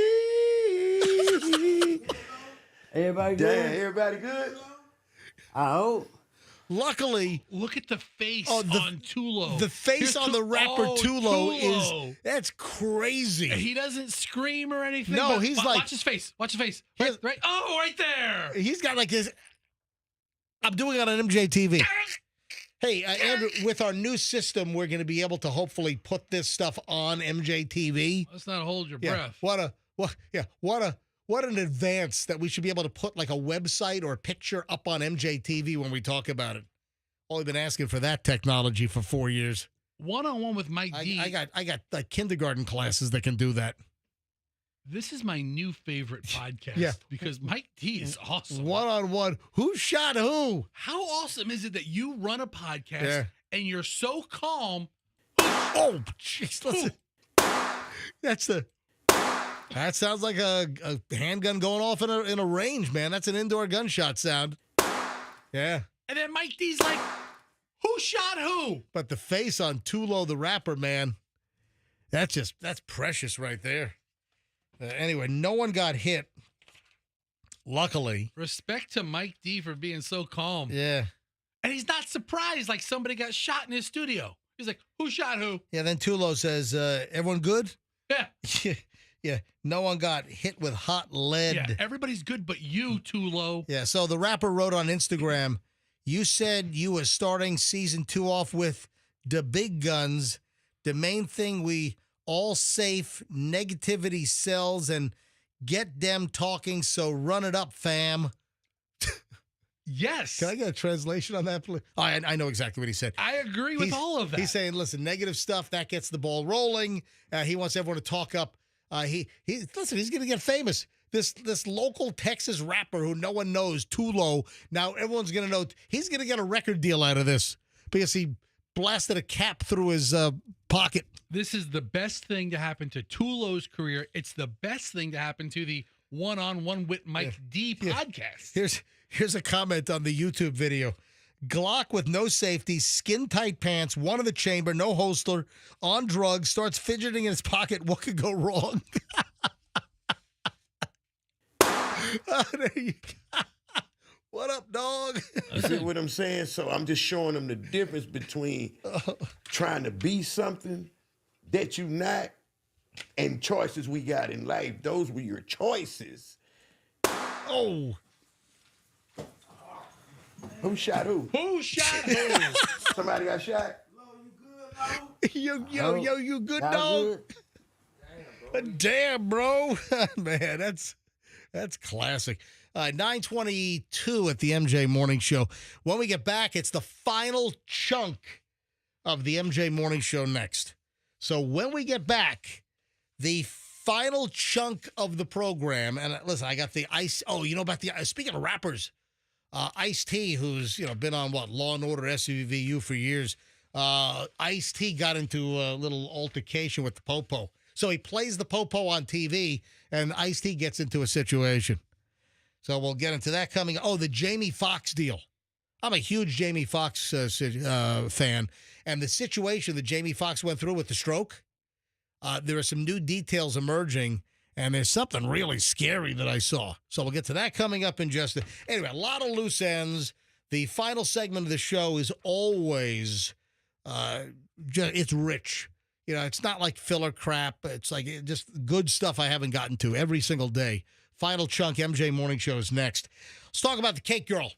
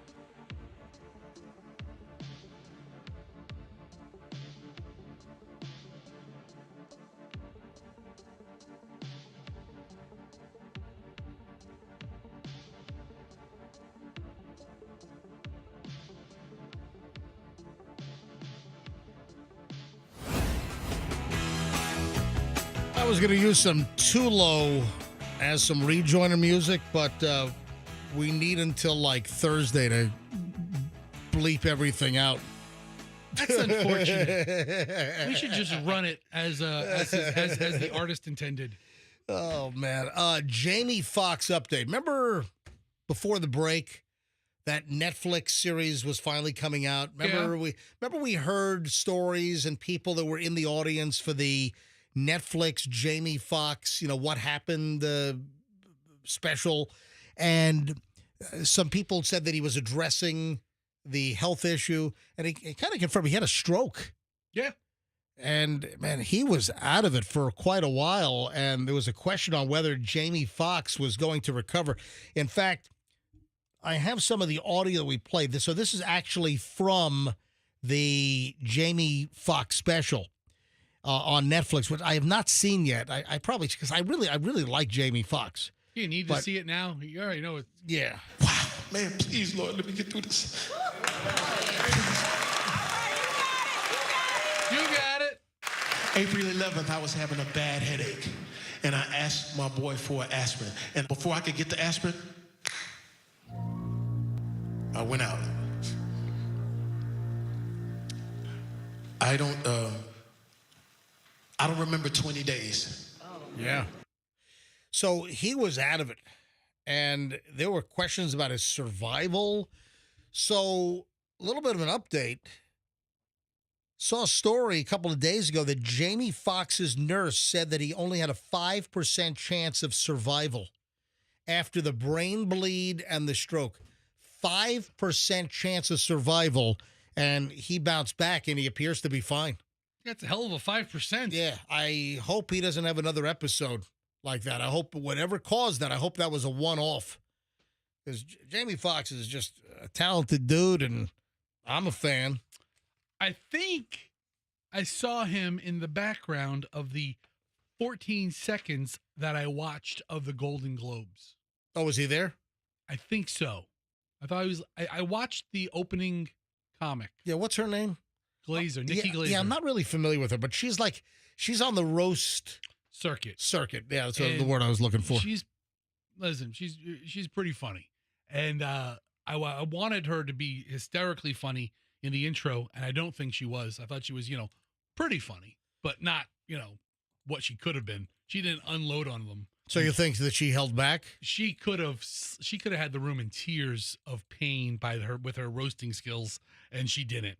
But listen, it's a stuffy job. It's not really that for an R-rated comic position. Yeah, the Golden Globes on CBS. Yeah, we were watching football, and then football went right into the Golden Globes. And they kind of have a modern version of the colorful special logo, but they really need to run the old one. They need to run this music, man. When you're having a special on CBS, I don't need dun dun dun dun dun. I want to hear. I want to see the special moving circles. I want to see that. Come on, bring it back. Bring the music back, CBS. Yeah, that meant Charlie Brown and the Pumpkin. That meant Charlie Brown and the Christmas tree and all the holiday ones. Frosty the Snowman. Yeah. And then we have Ice-T. I'm not a huge Ice-T fan. I think his acting is awful. I mean, he's been on SVU, Law and Order now for what, 20-something years? I mean, and he still can't act. He's the same character though. Yeah, Liv. We caught him. It's like he's reading from the script. I love him. Listen, I don't dislike the guy. I just think he's a crappy actor. He just doesn't sell me. The way he delivers his lines, it's like stilted and just not selling the line to me. It's like he's reading it right off. Hello, I'm reading this right off the script page. So Ice-T got into a fight with a real-life cop. So he plays a detective on Law and Order SVU for, I don't know, umpteen seasons now. I mean, how many years? He's got to be on the show for 20 years. For crying out loud. So he gets into some type of altercation. This is from TMZ. Ice-T had a heated confrontation with a cop that escalated to the point of the rapper calling the officer a bleeping bleep hole. I mean, he would know. Went down in New Jersey.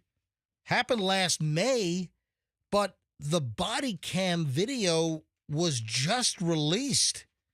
So the officer just pulled Ice-T over for expired plates. Wait, this was last May, right? Did I say last May? Yeah, last May of 24. Ice-T's plates expired in 2021. Come on, Ice-T. He's driving around with 3-year expired license plates. I mean, Ice-T's a big star. He's made a lot of. Don't you have people for that? Don't you have a handler or All right. So Ice-T tells the cop he's actually on the way to the DMV to sort things out. Sure you are. Yeah. The officer said to him, "Do you have an appointment?" Ice-T said, "I don't need one. They know me." That's a good point. Oh, man. That's a good point. Then things get heated quickly. The cop said he was going to tow the Porsche. Ice-T responded, "If I'm not under arrest, I'm getting out of the car. Give me your paperwork, you effing bleep hole." Okay. Give me my bleeping paperwork. He says it again. By this time, Ice-T's out of the car and acknowledges the officer's body camera, saying, "Get this camera on. This mother bleeper, I'm a foot away from the DMV. You're a bleep hole."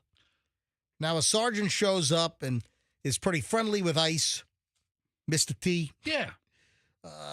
Anyway, Ice was written up, got 4 tickets.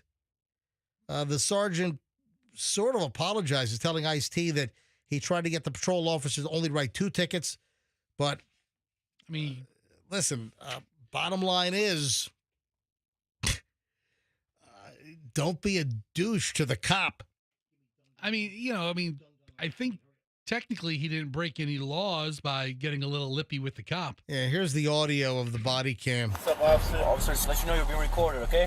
I'm headed to the DMV. That's where I'm going to get all my registration and everything. You know your registration expired since 2021. That's where I'm going.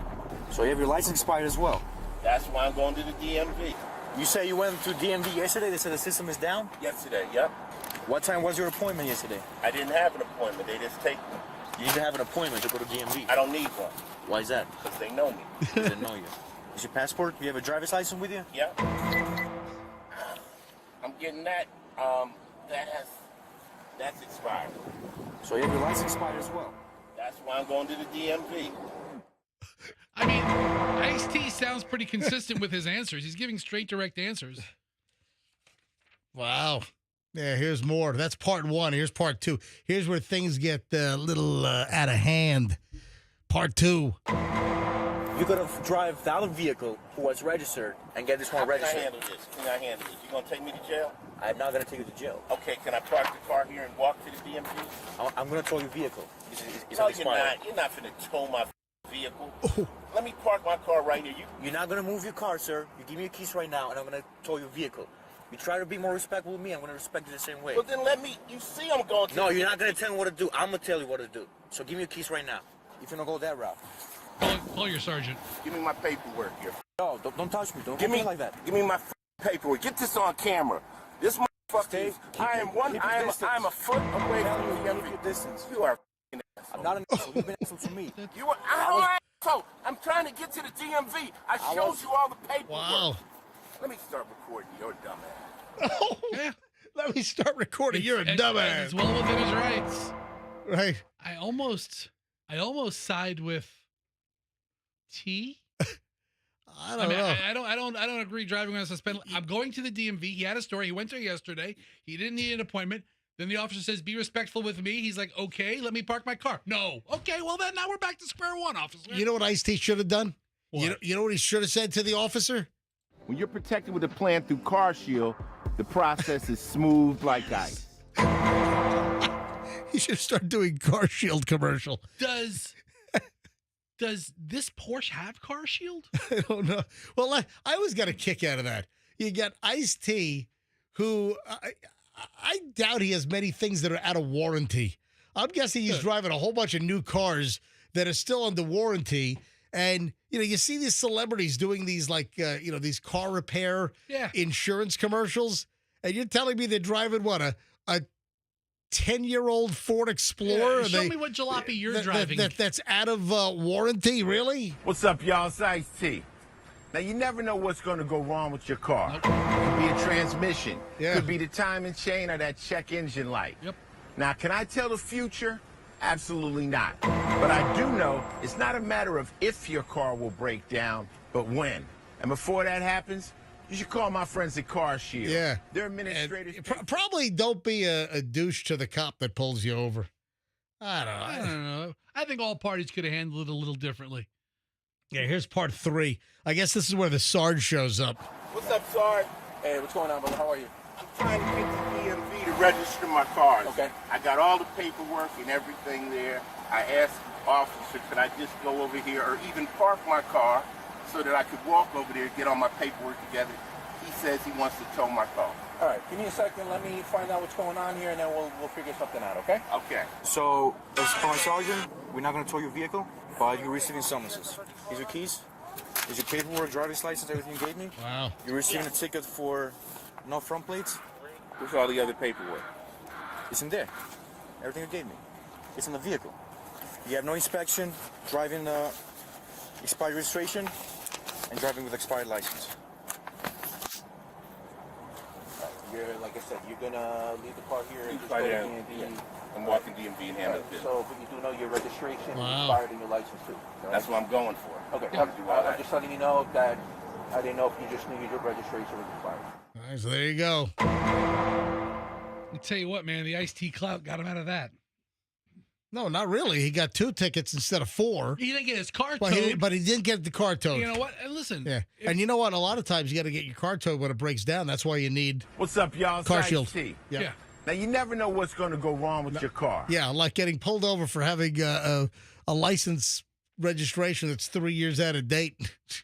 You ever go to any of those? You ever go to like a really fancy restaurant that has like the iced tea dispensing machines and has a picture of iced tea smiling on one? And I have never seen that in my life. Yeah, look, it's a thing. There are no iced tea dispensers that have iced tea. Really? A lot of restaurants have like a iced tea dispenser, right? And then it has like a picture of iced tea smiling, and that's sweet tea. And then it has a picture of Ice-T mean mugging. Yeah, like, all right, where's the last place you were dining with Ice-T's picture on the Ice-T dispenser? I think it was like Tijuana Flats. There you go. Yeah, pretty fancy. I told you, a fancy place. Real fancy taco joint. They have like iced tea on one when he's smiling, that's sweet tea, and then mean iced tea, and that's unsweet tea. Oh, boy. A couple of things before we get out of here. I'm sorry if they don't have that at the iced tea dispenser at Burns. I'm sorry. I've got two China stories. This is really awful. Chinese hackers were inside U.S. cell phone networks for 18 months before we discovered them earlier last year. Great. 18 months, all up and through AT&T, up and through Verizon. China-linked hackers reportedly managed to sneak into a U.S. telecommunications surveillance system into network for 18 months undetected and amass data on over 1 million people. That doesn't seem like a lot of people if you were in our system for a year and a half. Guess what? They probably were targeting specific individuals. Oh, okay. Yeah, 1 million people? Yeah, I don't think they were going for randos. I'm about to say, they weren't looking for my crap. I mean, what do I do? Beginning around mid-2023, nefarious intruders, part of the hacking group known as the Salt Typhoon, which has ties to Chinese commie intelligence, penetrated Verizon, AT&T, and systems used for court-backed surveillance. Oh, my God. Yeah, during that time, hackers targeted calls and phone lines tied to Trump, J.D. Vance, Kamala Harris. Wow. And other individuals close to those political figures. That's terrible. And then the other Chinese story is there a new pandemic getting ready to fire off? Really? Yeah, China has been overwhelmed lately with a new viral outbreak. What are we, about 5 years after COVID at this point? Almost exactly right. Yeah. So it was right around this time that we started hearing things. And then it was, end of January or so that we heard about, wasn't there a case up in like Washington State first? Then we had Chicago. And then we all know what happened with freaking COVID-19. So the day that Kobe's helicopter went down, right? That next day, the USA Today article, front page, had Kobe Bryant's plane. And then like the bottom corner, there was this new virus springs up in China. Yeah. You know, and that was like the first any of us heard of it. And then months later, it was COVID. And that was like St. Patrick's Day 2020. My God, why all this stuff out of China, man? It's like a percolating dish of viral mung. Dude. Yeah, a mysterious viral outbreak is overwhelming hospitals in China and prompting people to put on face masks again. Yeah, videos on social media show medical units struggling with a massive number of patients. Yeah, parents were seen holding sick kids, long queues in pediatric care units. And some are saying this has some similarities to the early days of COVID. Yeah. Wow. According to local news reports, the virus is the HMPV, human metapneumovirus, blamed for the outbreak. If they named this virus after the parent company of Facebook, that's like not good. Yeah. What was the original name? Like it became COVID-19 or COVID, but what was the initial name that we were using? Andrew, do you remember? Coronavirus? Yeah, Corona. Thank you. Yeah, Corona. Yeah. Okay. Remember, originally it was the coronavirus, and then people started using COVID-19, and we're like, that's not going to catch on. It's the coronavirus. I thought it was going to shut down Corona beers. Yeah, and then finally we all settled on like COVID or COVID-19. We got to roll. And great show today. Great start to the week. It's a Monday. The whole world is really back today. Great calls today. Amy, the person who saw the refrigerator that you saw? Yeah. Incredible. Yeah. If you missed any of the show, go back and listen to the podcast. This entire show is podcast every day, and it's on all major platforms by about 11 a.m. And just search for the MJ Morning Show on Q105 Podcast. and you can listen to everything you missed every single day. Folks, or you can watch the YouTube video. MJ TV on YouTube. You can go to mjmorningshow.com, click on MJ TV on the top. You can watch us live 6 to 10, or you can, watch any of the shows back at your leisure. See you tomorrow here on the MJ Morning Show on Q105. Have a great day, and let's be careful out there.